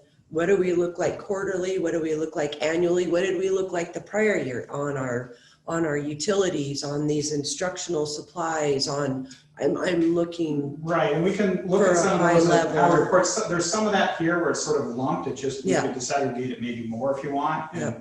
And depending on what level of detail, we might even have to recode things, honestly, but we can have those conversations on Okay. what type of information you want. For the new format for this report, you'll notice that, before on the top, we had salaries and benefits sort of off to the right. So we eliminated the salaries and benefits, just sort of knowing that they run in our general fund about 85% to 88% of our expenditures. And so Trustee Thompson said it'd help if we just have the monthly activity on here, along with the fiscal year to date activity. So the new report, if we look, here's budget, and of course it's on the revenue side. And this is the dollars we received in the general fund for the month of December, the 407,000, and you can see we received some property taxes, a little bit from the state, and that was it. And then year to date, tracking the budget, we received $18 million. So it just sort of shows you where you've done up to that point in time, plus each month. On the revenue side, you'll notice like when we hit and report on February, we get a February payment from the state, it'll be a much bigger number there for that month, just because that's one that sort of comes in. But if we look at just how we're tracking the budget, on the revenue side, you can see that this year we're 52%. Previous years we were we had not received quite as much when compared to budget. Part of that is, really we've built a tighter budget this year, so we didn't have quite as much flexibility on the revenue side. And we'll see, but we're still, tracking okay. On the revenue side, what we'll really find out, we won't find out by the next board meeting in February, but probably the second board meeting if you have that, optional. Because that's when we actually get the midterm reporting and our enrollment report and how that ADA enrollment report turns into actual dollars. And so we'll have a pretty good idea how we're tracking the budget on the state revenues. So that's a pretty important month. And, again, they're allowing us to use enrollment this year as opposed to ADA, which is a real good thing because we're down and that's gonna help us, I believe, but we still likely take a bit of a hit on the state side, but we'll know in about a month. On the expenditure side, you can see on the monthly that, overall expenditures were 2.9 million, which our expenditures usually stay pretty consistent. They're gonna be around there every month. And again, of course, if you look at, we break them down here by instructional program, but the vast majority, and we'll see on one of the slides, you'll see that the percentage of salaries and benefits, so that 2.9 is about 2.5. Year to date, when we look at this column here, so this is our year to date, so we've spent, 13,194,000 and change this year. This column is encumbrances. So that's how much, we have some purchase orders out there that we've created the purchase order, but we haven't written the check yet because we haven't, for example, we haven't received all the Chromebooks. So that's sort of encumbered. And so we've spent 13, we have that 372,000 encumbered. So what this 20 million means is that's what we have available left from the 34 million budget. So if you added up these two, does that make sense? Yep. So that's really, and then the 39% isn't available, that's really your year-to-date percentage, where we're at 40%. So you can see our year-to-date percentage on the expenditure side, we're tracking really similar to what we've done in previous years, which you would hopefully expect. You'd like to see that you sort of have the same pattern as far as how your spending goes month to month. So I think we're tracking fine on the expenditure side, and of course that's the side that we control the most. How we spend our dollars, the revenues are a little more depending on attendance and enrollment. Our fund balance, we started the year 5.6 million. Right now we're at 10.4, and that's higher than last year, and that's about the same level it's been. We've been right now about $1 million ahead of last year. That gap will shrink as the year goes on. We're not going to stay there, but we are, maintaining a good fund balance, and we'll just see how things end up at the end of the year. There's a lot of things that change between now and then. We'll end up closer at the end of the year to this 5.6. And remember, when we built budget, we only expected to be $5,000 to the good, so it's a real flat budget. So if we do end up higher, we'll have done a little better than our projections, but we'll see. Okay. On the slides, the only change is there's 3 lines now. So the $8.7 million shows how much we budgeted in that area. The 2.8 shows you where we are year to date, and that's how much we spent in the month.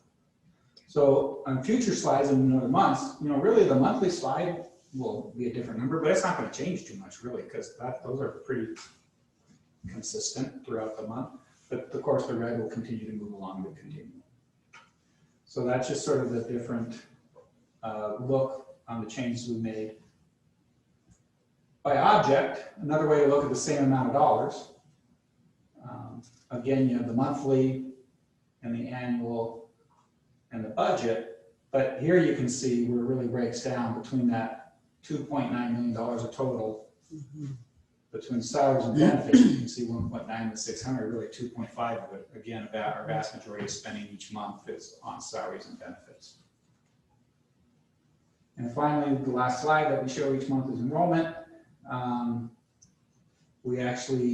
We're down a little bit from the previous month, and this is just January 6th, so I didn't update it for the last week. Some of these numbers were actually grabbing a few more students. So it's just that snapshot in time, but we've been pretty consistent where we've been down about 250 kids or so throughout the year. And if you compare to last year, but overall we're sort of hanging in there. And I'm here for any questions. Thank you for adding the monthly expenditures to the budget. Yeah, I think it makes it a better report, for Yeah, sure, yeah. it does. Thank you. I'm good. I don't have any questions. All right, thank you. Thank you. All right. Thank you, Mr. Wolf.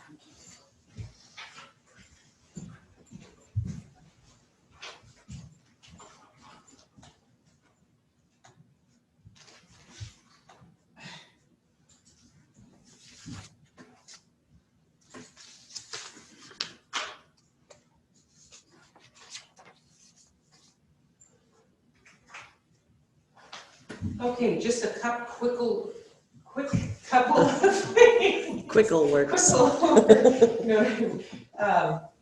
the reopen plan, I do have one thing in there that I would like the board to approve, and that's the high school athletic plan for the governor's orders. I've previously discussed it with the board and sent it out to you, and talked to you about what was happening at both comprehensive high schools for that. I inserted it in here so that the board could read the entire thing and then the public.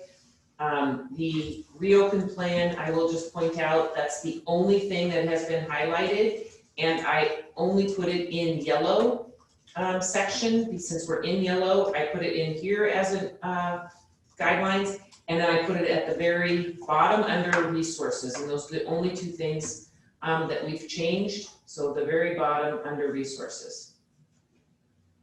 So that's the only thing that I've changed, and we did discuss this about what. So is there any questions on that piece? I have no questions.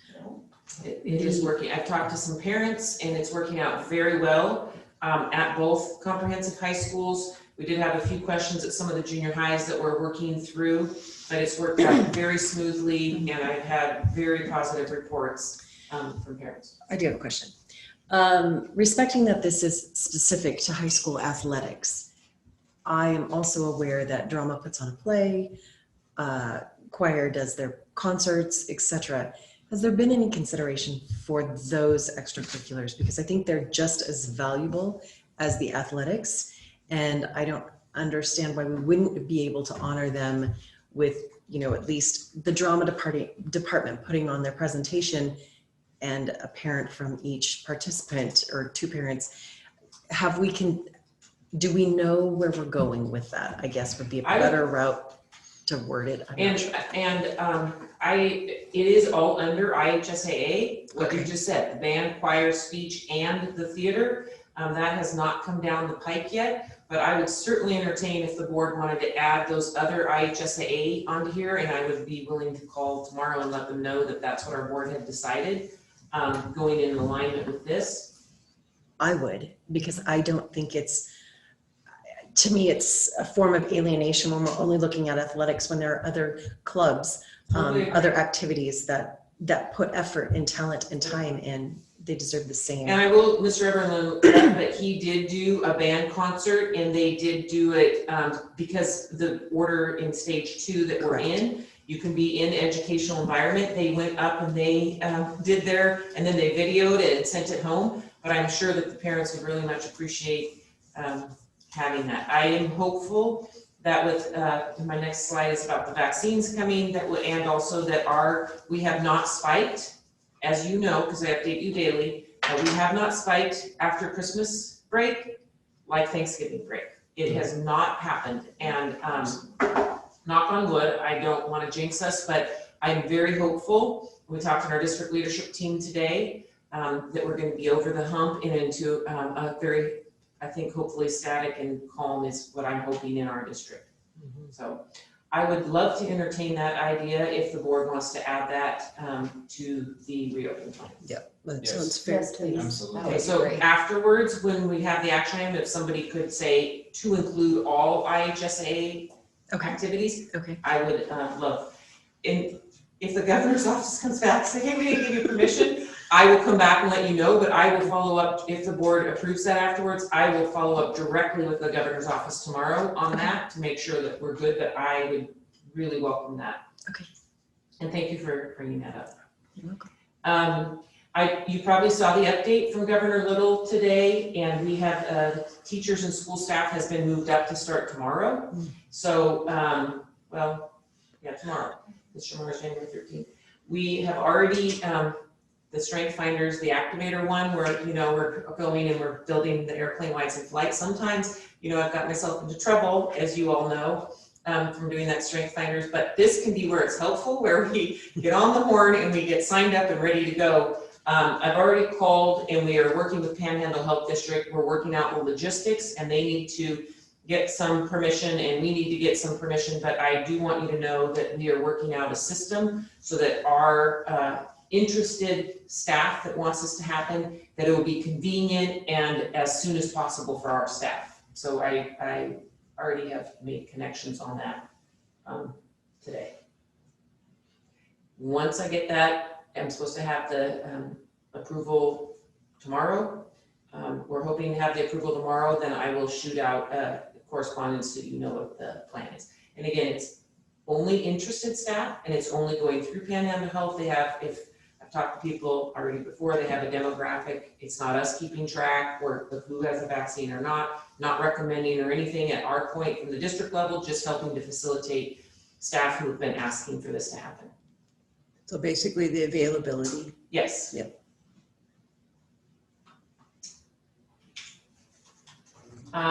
Just a reminder that the middle level alignment is going. Mr. Wallace is available and Mr. Ferriello are both available to answer questions. They both went up and met with them. I wanted to give you an update and they both can speak to this much better than I can. I just wanted to put this in so they are both could come up and help if you have questions. They're changing the placement because of the fire chief up in Spirit Lake. So we have to have 35 feet away, and so they've had to move this sideways, and they're going to move the fence. And they spoke to the fire chief, and Mr. Wallace updated us today, and I wanted the board to see this. If you have any questions, either one of them would be willing to come up and address those. Just a question. Are we going to have a covered walkway for the kiddos coming out of the building into the modular? Why not? I'm just curious. We couldn't, well, I suppose we could, we didn't budget for that, we were planning to put a sidewalk in and they Right. could just walk.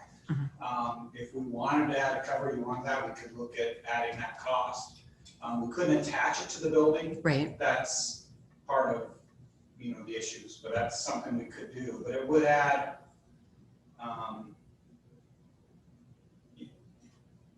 we can do that if that's really what the board wants to do. It's not a huge long walk and It's 35 feet and I am dimensionally challenged. So how far is that? I mean, is it? And I'll give you just the context of it, Is it is pretty they go close? out, these Okay. 7th and 8th, these are 8th graders, but they go out and play at recess outside, and no matter what the elements are, they go outside and play and then go back in. So I don't think for them that it would be an issue. Okay. I think if we looked at the priority list that the three of us have done together for the district, boiler replacement, for instance, is something that's on our list, that is a very higher priority Okay. for us at Timberlake Junior High School, just specifically speaking of this one school. There's other things that are. Well, there had been talk about the fact that, the more distance, then we have to remove the snow and we have to do this and we have to do that. It would seem to me that a little covering so that it's eliminating that might help, and it might also maintain the integrity of the building so people aren't going in with wet, lucky feet, shoes, but I don't know. I mean, right, well, You said definitely it's they'll be not walking that on, they will be walking hard, we're gonna put a sidewalk in, we're not gonna just have them walk through the grass. But it's something we could look at, and I guess I would recommend that, see how it goes first, and then if it is a real big issue, it's something you can always put in. It's not, okay, that's a fair consideration. Mr. Wallace pointed out us today that they had to turn it this way instead of the two that we had talked about Right. here. And they will have the electrical into here, and the door is here to go in there. Mm. If they do need to add a second one, which again, remember, I'm not recommending it at this time, it will go here and the door will be here, and then those people will have to walk around into it. And the fire chief. Well, all the people will have to walk around to go into either building. Yeah. Okay. And I did ask Mr. Wallace today, is this something that we should talk more about? And he said, no, the fire chief they've already done their follow-up and said this is the way that it needs to be in code and compliance for that site. So they've already done their due diligence on that piece. Okay. And we'll be putting the fence back up on the end of I don't have a directional up there, but yeah. The fence is gonna extend all the way to the sidewalk now. Okay, So, so we'll have, you can sort of see the fence right now where it. right, that's what I was thinking. If we Yeah. take it down, I know I see there's a parking lot there and I just, as long as Correct me there's. if I'm wrong, but does Mr. Wallace and Mr. Farrell, this fence can be moved and go up like that? That's correct. It's Okay. also gonna cross that sidewalk and angle into the building, because right Okay. now, they're using the building as a wall with a walk-through. To Okay. maintain the safety, I want another fence on the opposite side now, because we moved out. Right, I want it to angle back into the building so it maintains a single walk-through path. Right, We have to put a right. gate on it needed. right, yeah, Perfect. I agree. Yeah, Okay. okay. Sounds good. Yep, well, if that's what it has to be, it has to be. And I just put this in for future, for your reference, just what we had said before. And then the last thing, keeping on every single time from now until March 9th, is just an update with anything with the levy that placement instructional levy we've done. We started our virtual staff presentations this week. We have recorded, and you might have seen it. We're gonna actually re-record the audio. Is a little, if any of you have had a chance to look at it or view it. We did get some feedback that it was a little bit echoey in a few spots. So we're going to re-record tomorrow. It'll be our third or fourth time, but it's a charm when you keep doing it. It gets better and better every time. And so we're going to re-record it, but we have recorded factual levy presentation. The whole thing is about 18 minutes. And what we've done this week is we send it out. I send it out to the staff ahead of time, ask them to watch it. Then they funnel all question and answers, all questions to the principal. And then we're meeting, Lisa and I, Ms. Sexton and I are meeting on Google Meets. They all come on, and then just to help, because you know how it fragments and you cut people off and then somebody overspeaks someone. So they funnel the questions through the principal. And then we're answering those questions. And each of them, it's gone from 20 minutes up to 30 minutes has been the average time for that question and answer. We have 7 more presentations this week, and then we will be doing transportation and facilities, fitting them in probably next week. So that the entire staff will be all on board and have questions and answers. And then available, you saw the mailer that went out, and then this week we will be updating on absentee ballots and what the availability of that. And then Chrissy has done individual topics, your tax bill, and several other tidbits that are mini clips is what I like to call them, so that people can go directly to the information they're interested in and not have to watch the entire 18 minutes. And then we also are available, we have our first request for a community presentation, and Ms. Sexton and I will be meeting. It's less than 10 people. We're following the governor's orders. We'll be social distance, but we're meeting with our first group in Spirit Lake. And so that we are available to do presentations in that manner or via Google email. And Chrissy is going to start calling groups. We did 2 years ago, I did 48 presentations. And so we have several places that are used to me coming and talking. And so we're going to reach out to them and tell them we can still do it in small groups, or I can do it via Google Meets, or we can wait till maybe get governor's order changes and things settle down and do it still before March. So we're doing all of that for follow through. Are we sending out any other mailers? I'm just curious. Yes, we have 2 more mailers scheduled. One is a trifold brochure that has more information on it, and one is going to be another type of postcard, but folded in half. Okay. And then it talks about the absentee ballot and gives them an application in that, because we think that's gonna be pretty important this time, because that's how a lot of people voted in this last November election. I've had several constituents call me wanting more information because they felt that the postcard was, in a sense, a teaser, and it really didn't give any information other than this is coming. And so it seemed kind of ominous. And I had a request, can you just send me like a trifold or a booklet or something? Yeah, we have that ready to go, and then also if they have any internet access, which 90% of our community does, that Right. if they want any information that it is, I would suggest the next step for them would be to watch the entire Levy presentation. Has the entire presentation and the voices dubbed over. Again, we're re-recording that to be better quality tomorrow, but that and the next thing is giving them further information. I did suggest the website. However, a few people were like, I don't have access. So, Okay. So that's why we're doing the mailers, and that's good to know. okay. We did also move, and we have a separate levy, March 2021 levy, and that Chrissy has made right on the front page, and it's the first thing. And then I'm gonna be updating every other day, put a new post on in the district news, because it's the date, and then so the information is kept really up to date on that, so people can go there and find anything that they may need. And Mr. Wallace did an excellent one with the tax. Remember how he did that for the board with the tax bill? He did an excellent one to really walk people through that and what are the tax implications. More often than not, I think that's most of our questions Yes.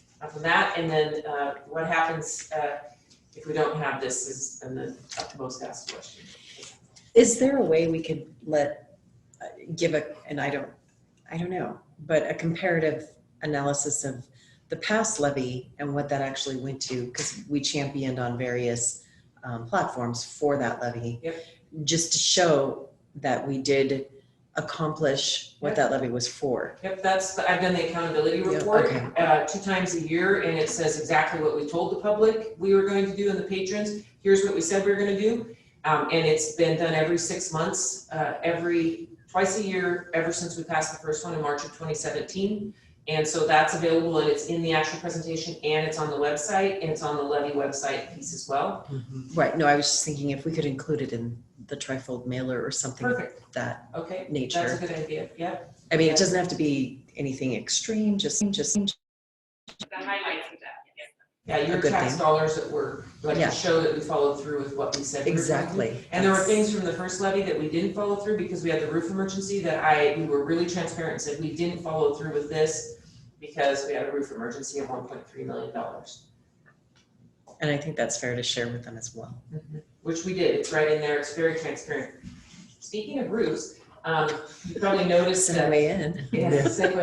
You probably noticed that Mr. Ferriola's here because we do have the Garwood roof, and I just want to give a shout out. I say it quite often, but I want to thank Mr. Ferriola because he is of the mindset to get on a proactive, and I know I've been updating the board, but I can tell you from 5 years ago, we had a lot of deferred maintenance, and not that we don't have things that we need to address, but we are definitely have gone over to the side of let's talk about preventative and proactive. And something that's very proactive that I really appreciate is the roofing project, which they're both available to answer questions. But I just wanted to say, before I came down off the platform here, I wanted to tell you that I'm very pleased and happy that we are working proactively now instead of emergency with things caved in or emergencies where we're having to take money from somewhere else to pay for roofs, that we're getting on the other side of planning in advance. And it feels very good to be sitting in this spot right now. So thank you, Mr. Ferriola, for that. All right, thank you very much. Thank you, Dr. Meyer. Thank you. Okay.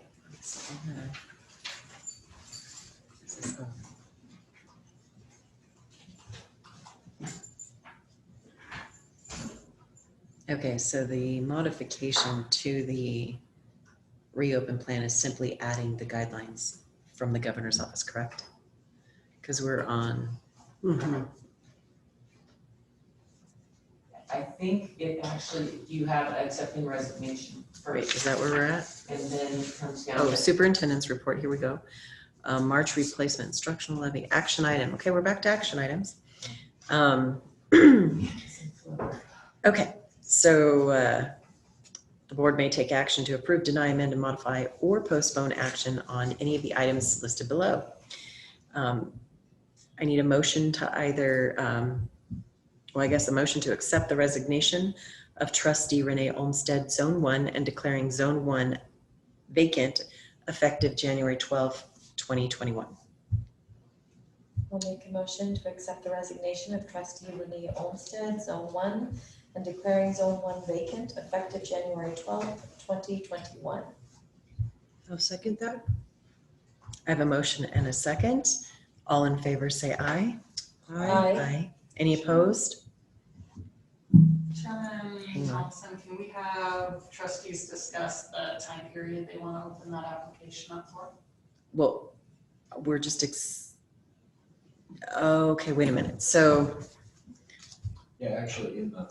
yeah, I see the blue. Am I supposed to read the blue? Yeah, that's Okay. since it's the highlighted. All right, didn't know that. All right, so So by we do have a declaring motion it and a vacant, second on the table. Do I have to, what do I have to do with that? You're okay there. Okay. By declaring it vacant, that's within your motion. Mhm. And that vacancy is that letter we would post Well, asking for applications. Right, well, my blue notes say, Chairman Olmsted tendered her resignation on January 6th, effective immediately. There is an attached sample letter that we can discuss to keep the application period open to appoint a new trustee. So by statute, before the application can open to those outside of Zone 1, we must give 90 days for in-zone applicants. So that being said, I know when we had, it was, and it was before, it was like we got the vacancy like when COVID hit, right? And so we had, because it's a 90-day period, we can either say 90 days and then we'll do interviews, or we can do a 30-day, a 30-day, and a 30-day. Me personally, I don't think it's wise to run it out for 90 days because if we advertise for 90 days, then we have to wait. Right. I think if we do a 30-day stint, then that allows the candidates we get in that 30 days, we can speed this process up, is all I'm trying to say, by If we doing the have- 30 days. Yeah, when we have candidates to look at, we Right. can, we don't have to wait for 3 months to look at them. Yeah, I Right. think that makes the most sense in my. And then if we don't get a candidate, then we can extend it for another 30 days, like I we think did. that's what we did with Larry, right? That is what we did with Larry's resignation.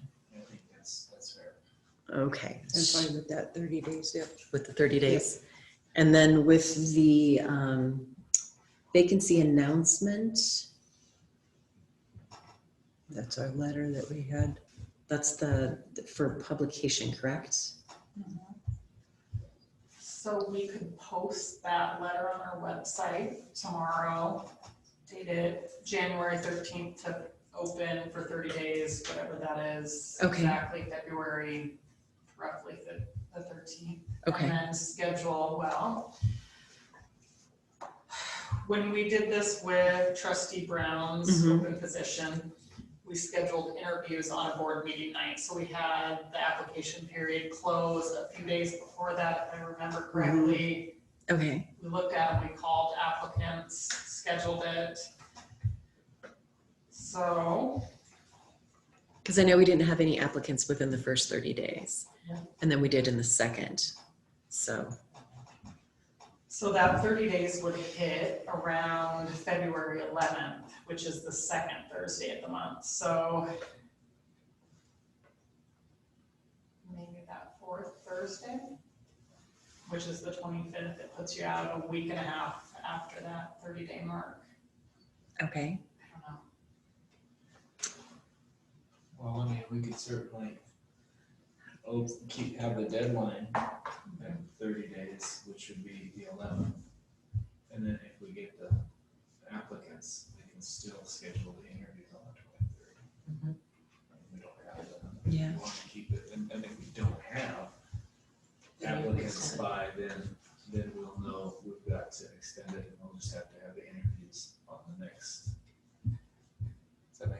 Yeah, it does. So we start with the 30 days. Yeah. And then we schedule the interviews for that. We would schedule the interviews after the 30-day period expired. Exactly. Because then if there weren't any, we would just renew the 30-day. Correct. Okay.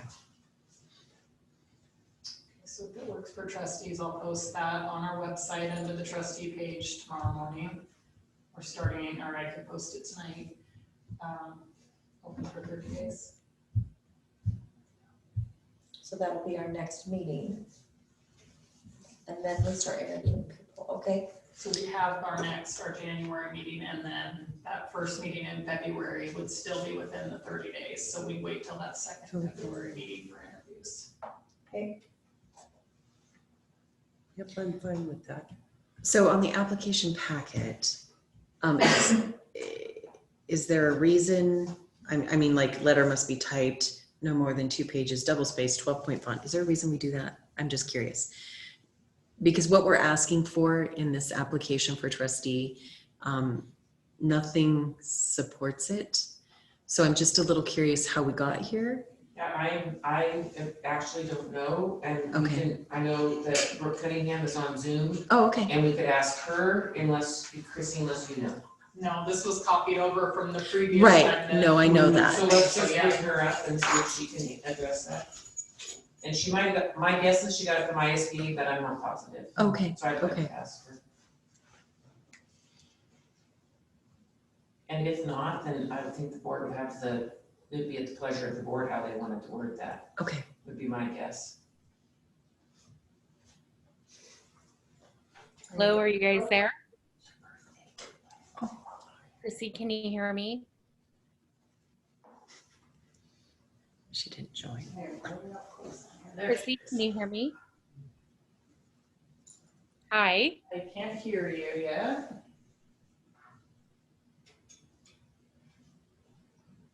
Can you hear me yet? Yeah. Okay.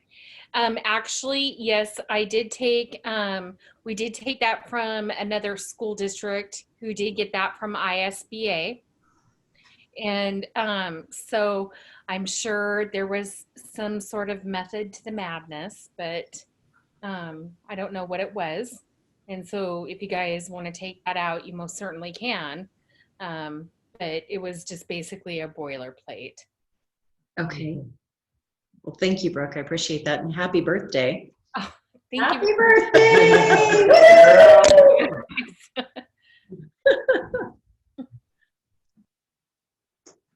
So if the board wants to change anything else that they're asking for in the application, or this would be a great time so that Chrissy can document it all and put Yeah, it that out would be on the board, great. yeah, what Okay. the board would like to see.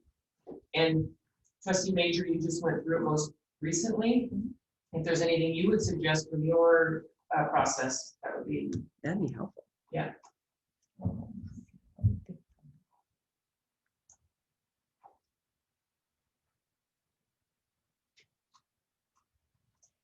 I don't think there's any reason really to limit it. I mean, maybe. Well, just when you run for the office, you don't have to do this. So that's why I was like, are we okay to do this? I mean, because we're not employing them. They're being appointed and they're not being paid. And so I'm just a little, I don't want to cross any. I think because it is up to the board to vote in this new and appoint the new person. Right. We're just trying to give you information, whatever the board's interested in gathering from this person. And then you ask the questions when they come in front of you. So whatever the Well, board Rob, would like to see. what do you think? Because you've sat through this. Yeah, I mean, we have a short time frame Mhm. to make a decision on who we think would be good on the board. Okay. So I think again, having, so like I was in the same scenario where I Right. filled the vacancy. Right. So I think that it gives you a real insight into their communication skills and how they would write it up, and gives them. I mean, I think that in the short amount of time that we have to make the decision, Okay. more information, the better. Okay. So I That's mean, fair. it's not something, we certainly don't get paid a lot of money, but you want to I want have, to raise. but you want to have you know, Right, Well, you you know, need people information, that- yeah, you know, have communication skills and you want to get an idea or a sense of, you know, why they want to be on the school board, you know, those Right. are things that Yeah. are important, I think, for true, the public to know, Very and for true. us to know, so that we can discuss it and, you know, have some good dialogue with the person too. right, So, I right, mean, I definitely think, you know, whether we have a specific format makes no difference to me, as long as Okay. it's legible, Yeah, And- I agree with you know. the whole double space thing. I mean, Yeah, I mean, I if think you that like that's- double space, do it. I mean, Not- you know, in the state of Iowa, you can turn in a building, set of plans on the maps, and you still can do that. yes, yes, you can, Definitely. But still, I think that, you know, we strike out the letter must be typed no more than 2 pages, double space, blah, blah, blah. So just really easy. Letter of interest. well, I mean, yeah, I mean, I would say legible is probably Important. assumed. well, yeah, but I mean, honestly, if you, to me, understanding their style of communication, if we get a 40-page document, we realize maybe this person's a little over the top for us. You know, you can pick those things out before you're like, oh, what did we do? Well, they can write 40 pages, that doesn't necessarily mean I have to read 40 pages. This is true, very true, very true, good point, good point. Because I mean, less is more at times, sometimes more is advantageous, so. I mean, they're just spelling out specifically, you know, a letter of interest, Mhm. you know, typically. Well, yeah, I mean, saying we need a letter of interest and asking them to respond to the question, I think is great. Yeah, I was fine with that. I mean, the whole double space, like, I thought, okay, I can follow instructions. Yeah. I will do this. Maybe they're looking to see if I can read and follow instructions. I can do that. Usually that's what the rules are for, but yeah. Known a few people that if you don't follow the instructions, you don't get anywhere near. Yes, But- I thought, well, okay, if I don't, then. I just know that as a trustee, when you go to run, you don't need any of this. And it's not a requirement to put yourself out in the public's purview, so. Yeah, I think you take that letter must be typed no more than 2 pages, double spaced, 12-point font out. I mean, Yep, the rest I think is fine because you do, in many ways, do those things we're asking, whether it's your resume, your background. I mean, it's on your website. If you're talking to people, you're telling them. So I'm good with the way it is. I don't remember, did we ask them individual questions? Okay. Yep. Well, there were questions that were asked, but we didn't get to They were like see what they were. Kind of the same question. We had to ask the trustees, or, well, Renee had asked the trustees, there were like 4 or 5 questions, but they all got the same question. But deciding what questions were asked, I don't think that we had a lot of input on. So when it comes down to the road, the road, we can think about, Collaboration. yeah, based on the information they provide, you know, it's like, what would be good questions to ask? Okay. All right, so that being said, going back to the motion that's on the table, I do think it needs to be modified to say that we will accept the resignation and declare Zone 1 vacant effective January 12th, 2021, with the intent to publish for 30 days. Is that correct, Chrissy? Okay. So you want to modify your... okay, so we're gonna accept, I'm making a motion to accept the resignation of trustee Lenny Olmsted, Zone 1, and declaring Zone 1 vacant effective January 12th, 2021, and leaving the vacancy open for 30 days. Yes. Did you second that? And striking the, What's that? the letter of intent. I did second that. Striking the letter of intent. The letter 12, must be the typed. 12-point font. Oh, yeah. With the Okay, modifications. so I'm gonna add that on there with the modifications to the letter, taking out the requirement for the 2-point or the double spaced 12-point font? Yeah. Removing the language in parentheses. Yes. Removing the I'll second language. that. There we go. It's a nasty one, Christy. I'm sorry. That is just asking you to really correct my botch job. Thank you.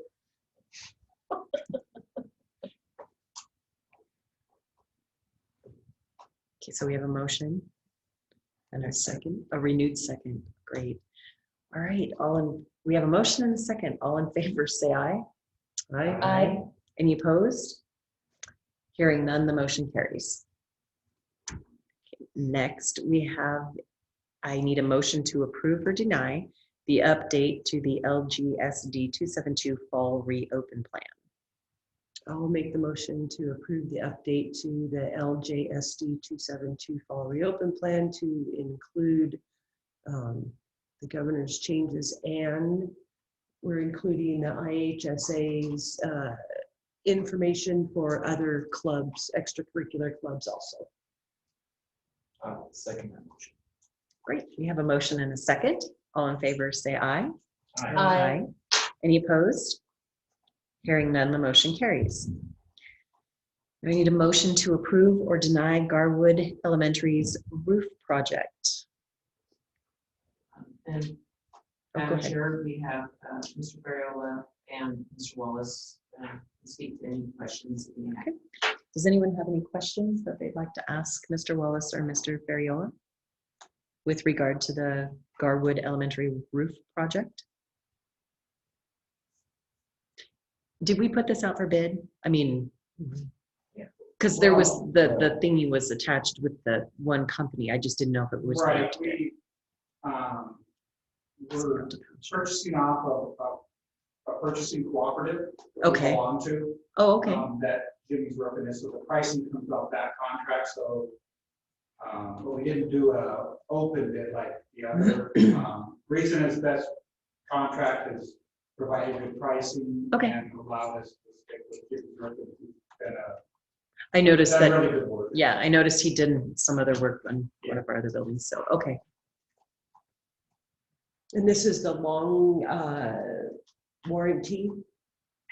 This is a 20-year warranty. It's a 20, yes, it's like with all the roofs that we do, it's a 20-year, no dollar limit warranty. Okay. And then after that, the manufacturer's warranty on the shingle is 50 year. Okay. And Mr. Perry can speak more to this, but we've been very pleased with the warranty work because I know you may weren't on the board yet, but we did have warranty work at both Twin Lakes Elementary where it was first done and at Timberlake High School. We had a problem with the drain over at near room 300 and then the library, and it's all been taken care of under warranty.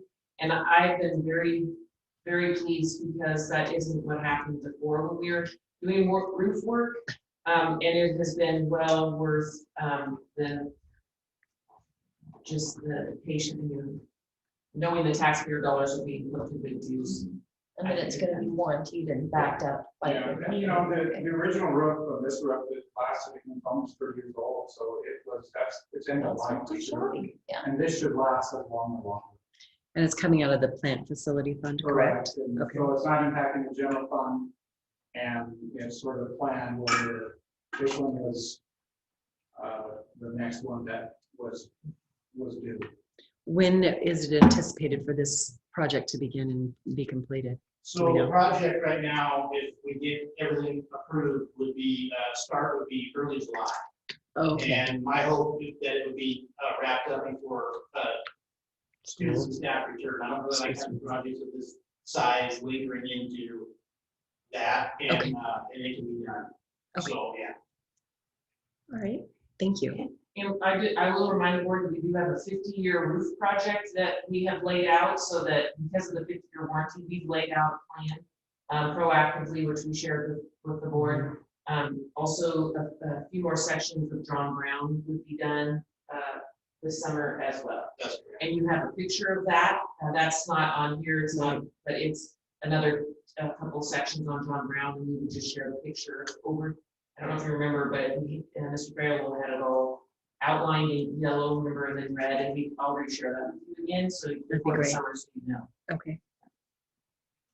It's all part of the greater plan. Greater plan. Just know that it's cheaper to repair it when it needs to be, I mean, replace it when it needs to be replaced, then after it fails. Fix the Correct. aftermath when it Correct. goes Yes. bad, yes. Maintenance is always better than disaster control, Yes. is true. All right. So would anyone like to make a motion to approve, or did we already go that way? I don't remember. Okay, so I do need a motion to either approve or deny Garwood Elementary roof project.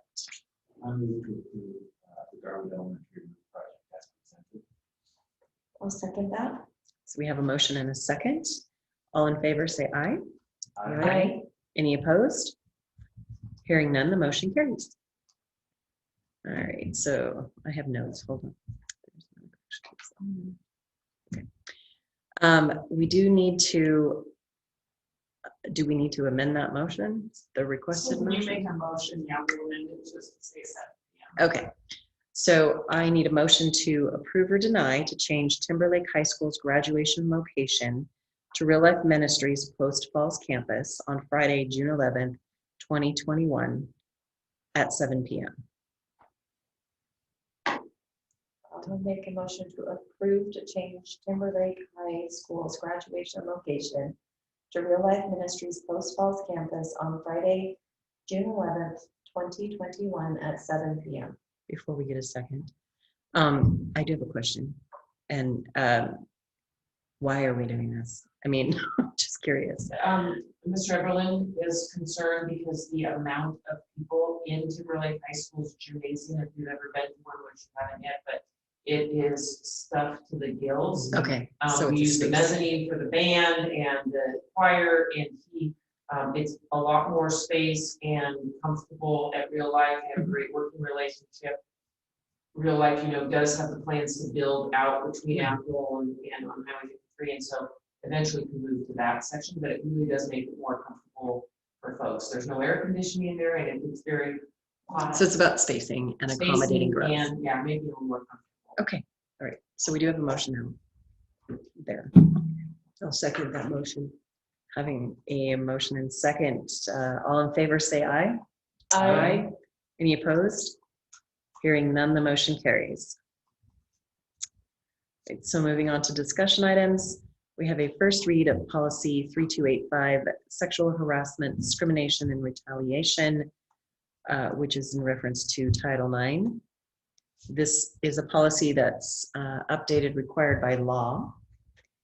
And Brooke Cunningham or Ms. Sexton can speak if we need to have them speak regarding it.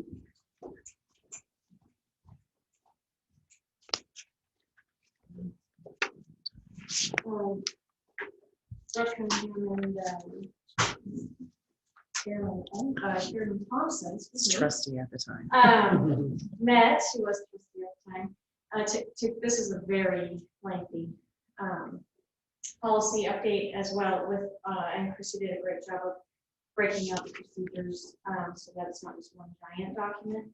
But during that collaborative meeting, Chairman Thompson asked Brooke and myself to go through and provide some recommendations to you for what seems to fit our district. So that's what I'm here to address. If you have questions about why did we choose to strike this part, or why did we choose to keep that part, so I'm happy to answer those questions.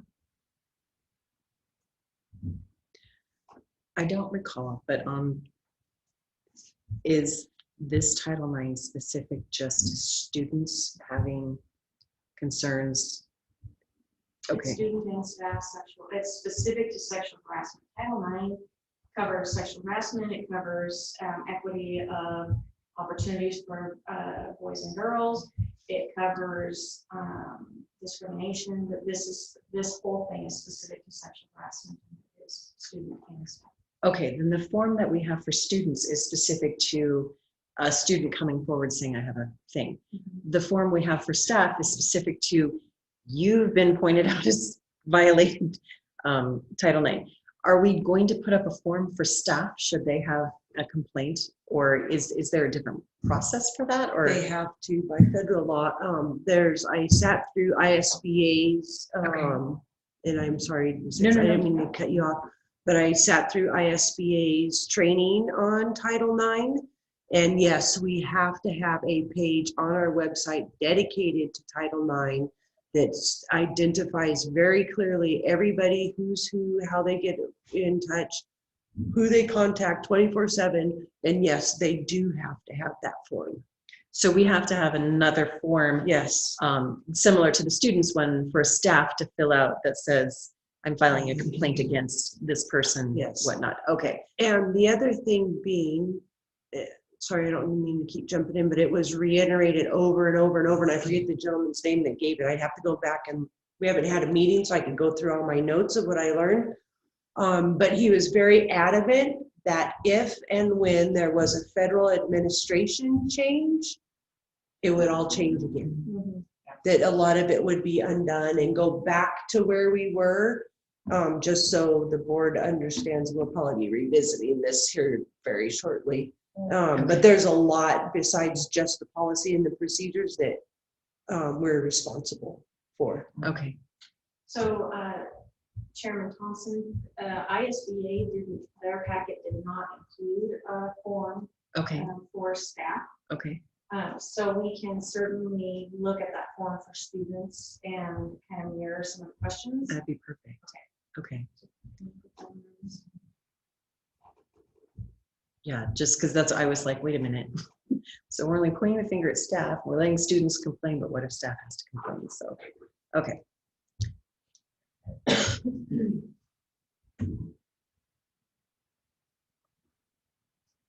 So I'm just going to ask, just because I don't remember seeing it in here. So did we lay out who all the different investigators are, and we have to have a multiple of 3? And did we lay out, I see that we identified coordinator. And we discussed, Trustee Grissom, that clerk of the board as the coordinator, and so those, any forms that somebody fills out and wants to file a complaint about sexual harassment would go first to the coordinator, and which then allows that person to communicate with the board and let them know they receive that, and then that person would initiate with Brooke, Okay. the beginning of an investigation. And there are, I would have to I can scan through here, but there's a page in here where we identify who. Page 3, there's a subtitle, Title IX team members. Is that what Right. you're referencing? So we have the coordinator, and then you have the Right.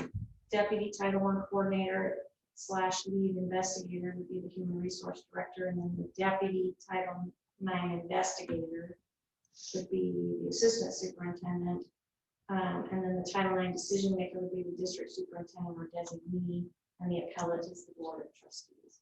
One of the things that we had to decide, and if you want us to change this, we certainly can. In the template, it had a building team for investigations at each individual building. In our conversation, the one thing we kept coming back to was it would be really hard to have 11 different teams and know that every time something happened, the processes were exactly the same and there was consistency. So because our district is not overly large, and because we haven't really had very many of these, we felt like we can manage that from the district level. Obviously, if you want more people on that team, we can add that. We just were thinking about kind of who did what in the last investigation. Yeah, as long as we're compliant with that. I'd have to go back really and match everything I learned with this. It sounded like, from what I was understanding and all the people, there was quite a few attendees, that there was a lot of things that people were not aware of.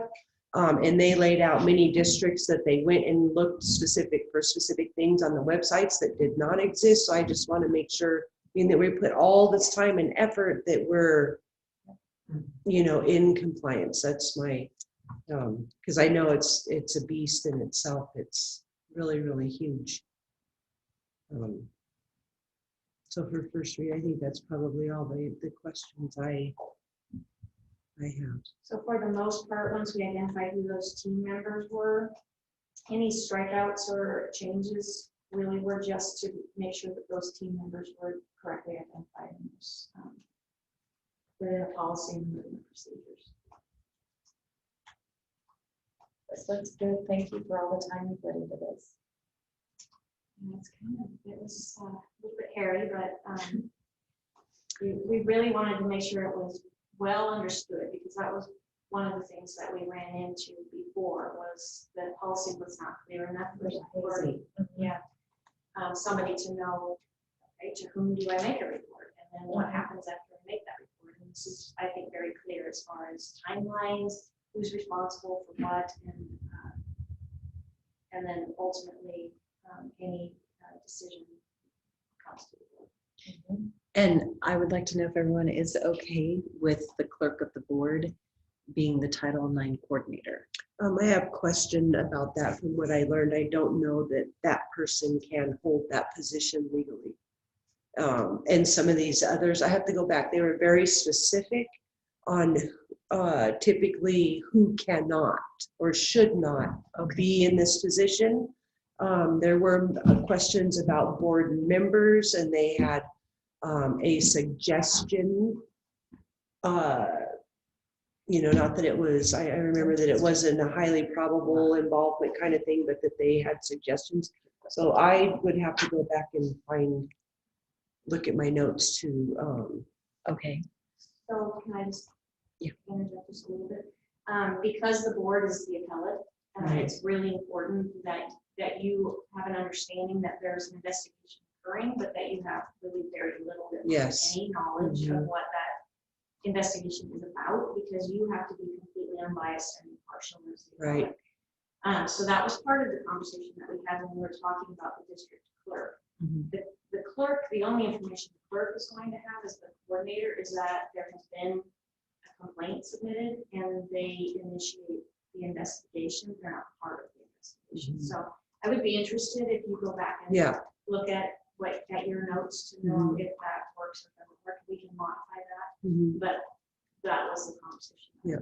And the gentleman, I don't remember his name off the top of my head, that gave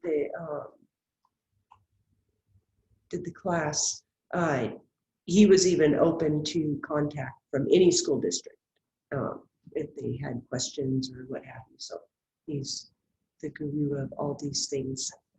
Yeah. Yes, and now he works for the state. Yeah. Yeah. And Brooke, I think, attended, and she's gonna look through her Yeah. notes as well. So because this is a first read, if you can take a look at what Sure. we brought in at the Yeah. next board meeting, you can kind of Yeah. update us as to if there need to be any changes, we can make those changes and bring it back for it. Sure. Yeah, I'll do that. Any questions about procedures or anything else?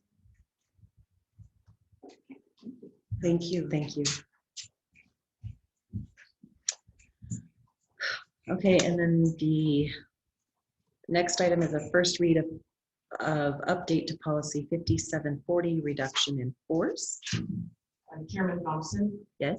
just want to remind the board that we did have first read last meeting, but then we had discussion, and as I updated the board, Trustee Thompson at the time was kind enough to meet with the LEA leadership and the district leadership team, and we talked through, and we actually saw some pieces in her suggestion by SBA that was left off that we didn't realize.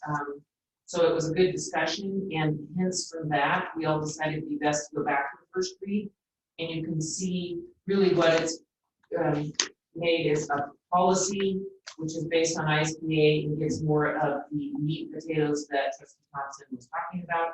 And then we put the other pieces that we created together into that procedure, which makes a lot more sense after we talk it through. So that's why we're using this group. So I did realize that you just kind of took ISBA's 5740 model, which is kind of cool. So thank you for that. The only thing I would prefer is just on when we're referencing the board, especially initially, if they could say the Board of Trustees. Yeah. Because it could be a board of anything, and then it's just a thing. The other thing was, I was hoping that when we go to the first 4 itemized segments, the decrease in student enrollment and all that, if it read as the statute read, because they did modify some of the language and they took it out of order, which is, I guess, neither here nor there. But I think the words should reflect what the statute says. Yeah, and I noticed that number 2 didn't have a semicolon, which bothered me. Yeah, But that should be I there. thought that she probably could you add that without making a thing, but I think if it doesn't match, I can prove it.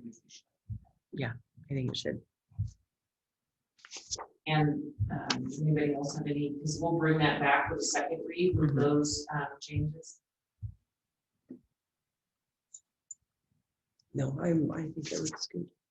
And then Sean, is 1 through 6 okay? Is it to you?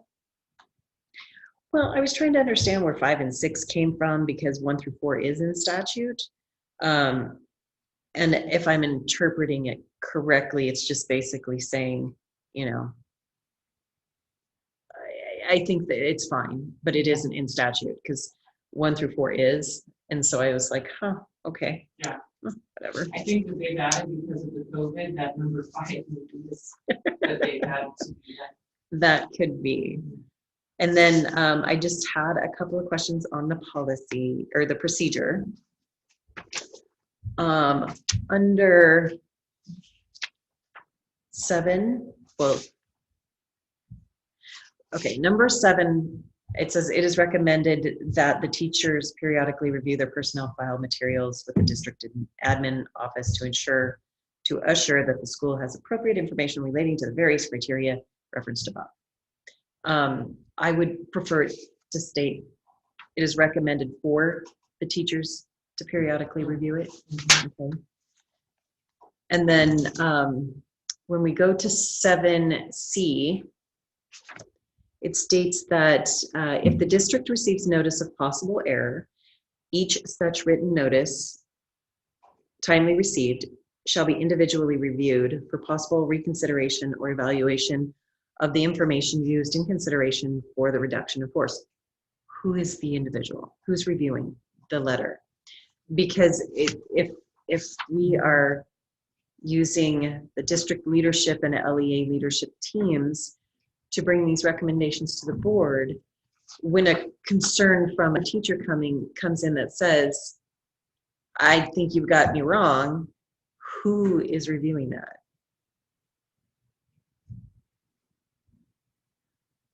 Yeah, so if, and it also, it's really wordy. I It feel is, like it could yeah. certainly, that C could be, like I just read it 3 times and I think I could rewrite that.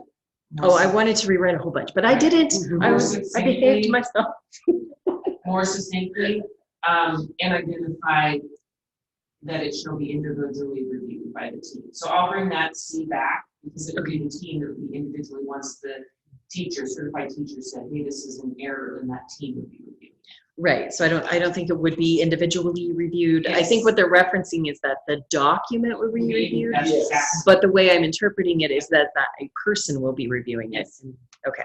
So I'm gonna rewrite this C, like the timely received. Okay, but then when we roll into D,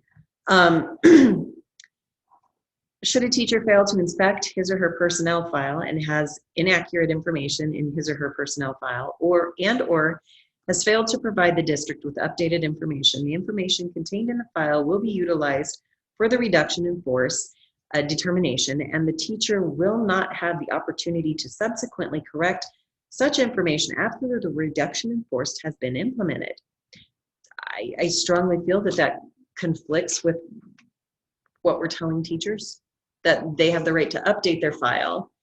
We're not telling them when they have to stay in touch and keep it updated. And then we're saying if they feel that they've been wrongly chosen, they can file a complaint. And then we're saying, well, if you've been wrongly chosen because you didn't update all your information, so sad. So I don't like how that. Correct me if I'm wrong, but I feel like when it's number 7, instead of saying is recommended, you should periodically review, like, yes, they should periodically review, but if the board makes a determination, we're gonna need to go into a RIF for one of those reasons stated in the policy. I feel at that time, the HR director should send out, everyone review, you have 1 week to review your file. And I think what number 7D is trying to allude, like, you can't just wait till after the RIF comes and you're on the list and then say, oh, now I have to. Right, and I totally respect that. What I also would like to throw out there is I don't know what all is allowed and not allowed in respect to, with regard to the employment law behind this. And because I know that we've had 2 teams create this procedure, and I know everybody is, well, I shouldn't say that. Some people are not in favor of asking attorneys anything. If we could have legal counsel review this just to make sure that we're not crossing any lines that we shouldn't be crossing, I would really appreciate that. Yep. Um, I'll rewrite those 7C and D to make that a little more clear before we send it off. Okay. Yeah, we can get rid of the his, her, and, Yeah. or. And again, it is a team effort. Right.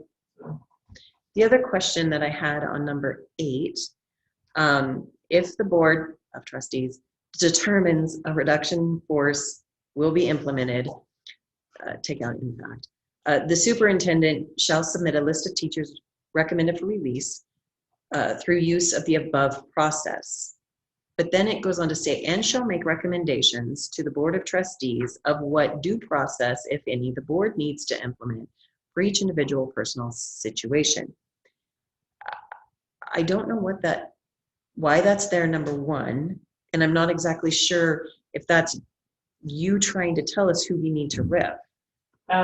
So in number 8, if the board determines that we need to do a RIF, right, then we go through the protocol, and then right. the team comes up with, this is our list of in priority preference, not preference, but according to this rubric, here's the list.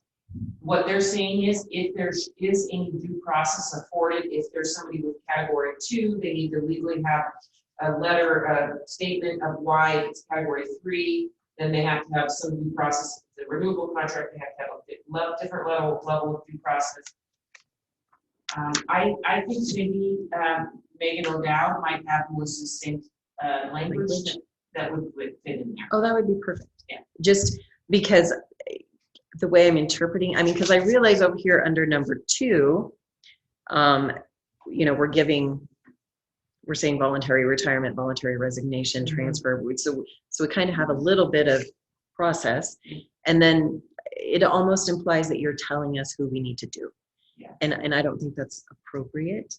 Yeah, it's really just referring to when you go through the above protocol. Okay. With this, and we come up with the team goes through this, and Right. those are the teachers how they put themselves in here. Right. And hopefully really the hope is we never have to do this. Correct. But if we do, then there would be, based on the points, and we would be giving that information to the board, and then the board makes the final decision. Right. But the language is bothering. Okay, so yeah, All right. number 8, we'll add that too. And then I think on number 9,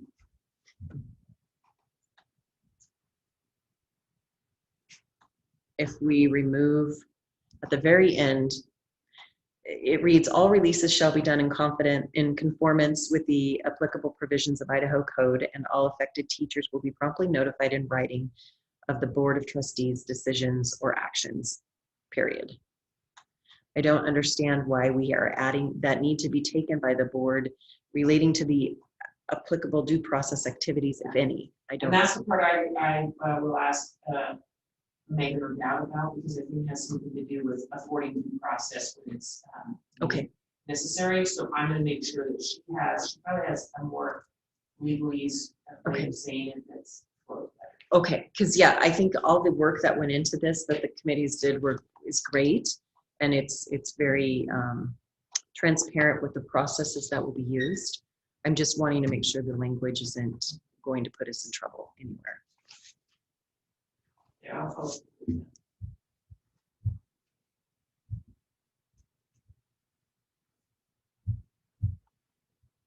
So on that note, looks like we are at the point for board member input for future agenda items.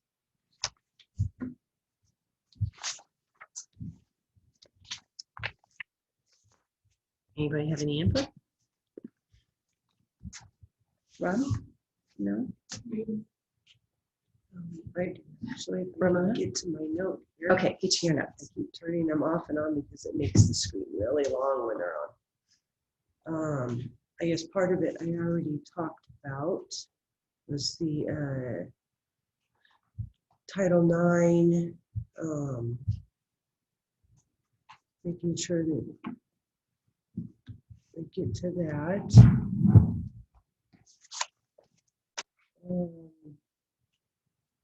On the website. So I guess just the whole Title IX thing, I guess maybe I can make it a little more comprehensive next time. Did anybody sit through the open meeting law? I did. Did you sit through it? There I was a did. lot in there I There- thought we needed to Yeah. be complying with. So how should we address that? Should we just chit chat about it now, or do we? I think we need to, And it's there's a little, recording of it that Oh, looks it's like too that 8:30, you can watch. Okay. And Yeah. I couldn't. Okay, maybe I we need tried, to- But yeah, I had too much going on, but I wanna watch it, I'll watch it. okay. Go Yeah, ahead. Chairman, if we could do a little bit of a board, like maybe a half an hour board workshop, so that it is Yeah. not as stuffy and we can have dialogue back and Right. forth with each other, it feels more appropriate to me if that would meet the board's needs. Okay. Or an hour, whatever you feel. Yeah, Yeah, I don't understand what all the processes are. Yeah, so if we could have a board Hold my hand. workshop based on that, to Trustee Grissom's point, we haven't had time to debrief it together. And Trustee Major and I actually listened to a hiring protocol one as well, that we could give some, and we could have just a discussion starting with Title IX, open meeting laws, and then go from there, if that would be. Okay, so I don't think we ever did it. Going back to what Trustee Grissom said, we never discussed what we learned at ISBA. So we should have a workshop to discuss any newfound knowledge that we have all acquired through the last couple months. Okay.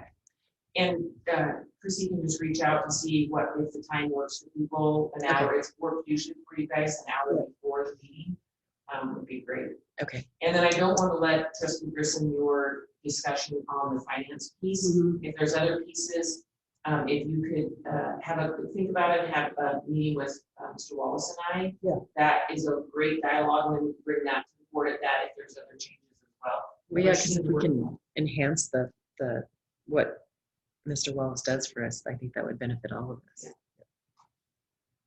Yeah. Okay. Just put more work on Mr. Wallace because he wants it. I did tell him I'm not trying to reinvent the wheel. We'll delegate to the treasurer. There you go. That'll work. She'll love us. Then I had sort of questions, and probably Dr. Meyer or somebody might even be able to answer these. Maybe I should have sent them an email, I don't know.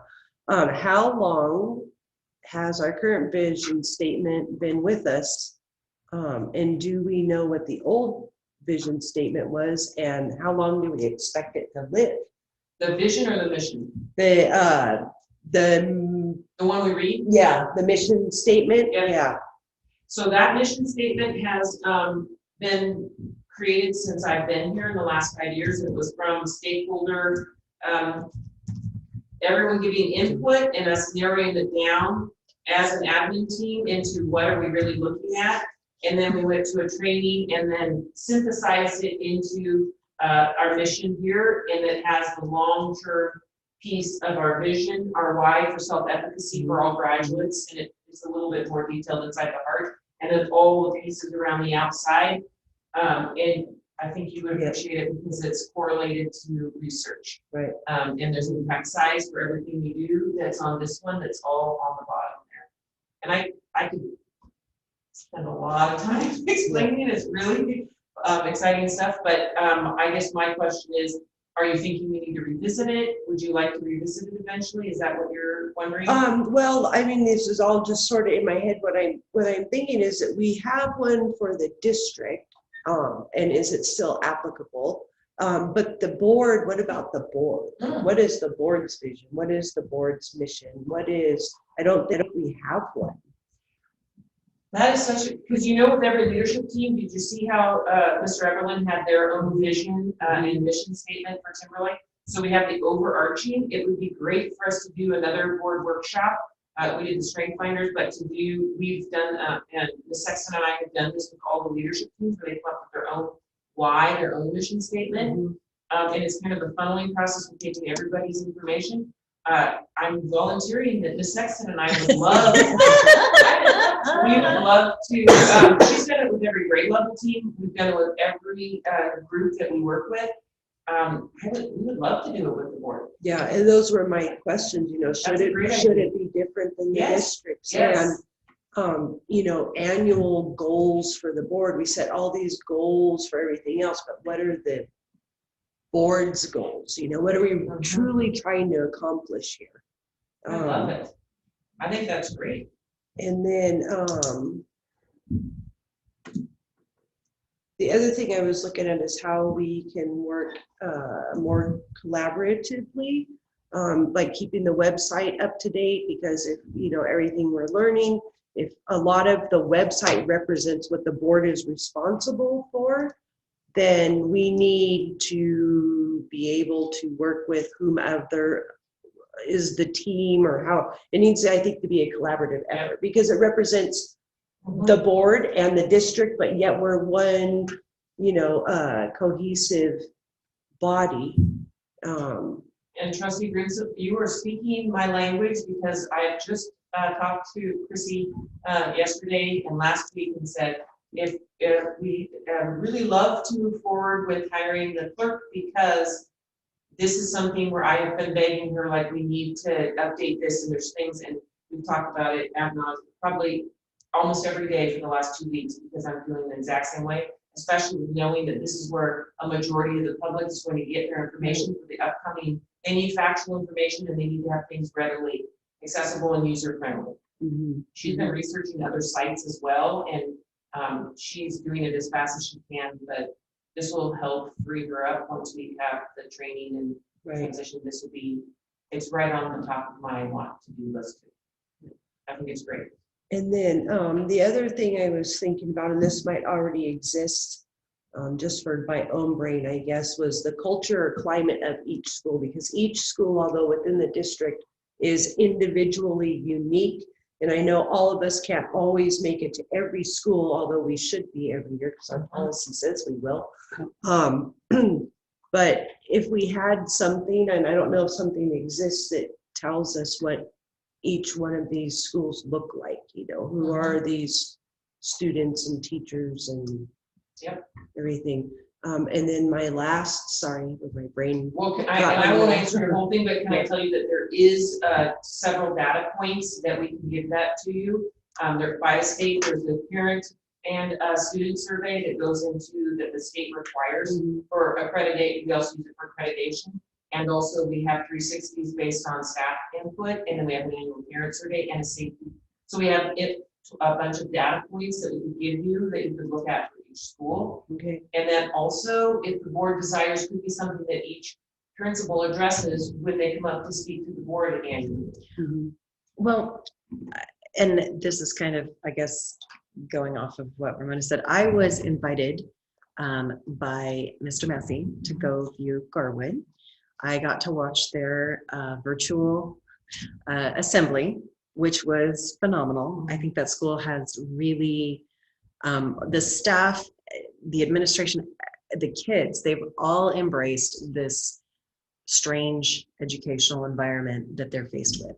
And I was just in awe of what is going on. And I think as trustees, we owe it to the principals to reach out and go to the schools, because I respect all the data that you can give us, but unless you're in that building and you can see their little eyes and see the interaction of the people, because I mean, I appreciated that Mr. Massey reached out to me, and then I thought, gosh, that's terrible. I should have been reaching out to him, which, I mean, we all know I had done that at the beginning. Anyway, but please, as trustees, reach out to your schools and say, hey, I just want to come and see you in action. I did tell him that I did also want to see how the science and whatnot's rolling out, because that was one of the curriculums that we are contemplating having to replace. But I do need to reach out to Twin Lakes because I do want to see them in action. It's important. I don't think the data on the paper gives it justice. Absolutely. And normally we would be having learning walks together and going as a group, which we protested, but the COVID has put a little damper on that. But Trustee Irons has participated in that one before we would go together as a group. So hopefully we can get to that again. But and then oh no, I was just gonna say, even without a learning walk, just let your people know you're here and that you care about what they're doing for our kids, because it's so important. My very last thing was, I think as a board that we should be honoring those in our district, whether it's a monthly certificate or a quarterly. I think we have a lot of valuable people that maybe they're not the principal or the assistant principal, but I think the person who came to mind actually when I was thinking about this was Nurse Judy. She has, given so much of her life, years, to this district, and then everything that's been through COVID. I just think that the board, because so many times we're looked at as the staunch, letter, dot the I and cross the T, which I'm guilty of. But but we have a lot of people that we appreciate. And I don't think that they get recognized. Very true. And I think that the board should come up with something, whether, somehow to recognize those within the district and thank them for making the district what it is. I would agree. Yes. I would agree. Okay. That was my last thing. Do you have anything you'd like to? No. I'll work on it. Okay. I'll do better, I promise. All right then. Well, with that being said, I will gavel us out. Meeting adjourned. And Rob, what is your work schedule? I mean, because I know you're. Tuesday through Saturday. Okay. 1:30 to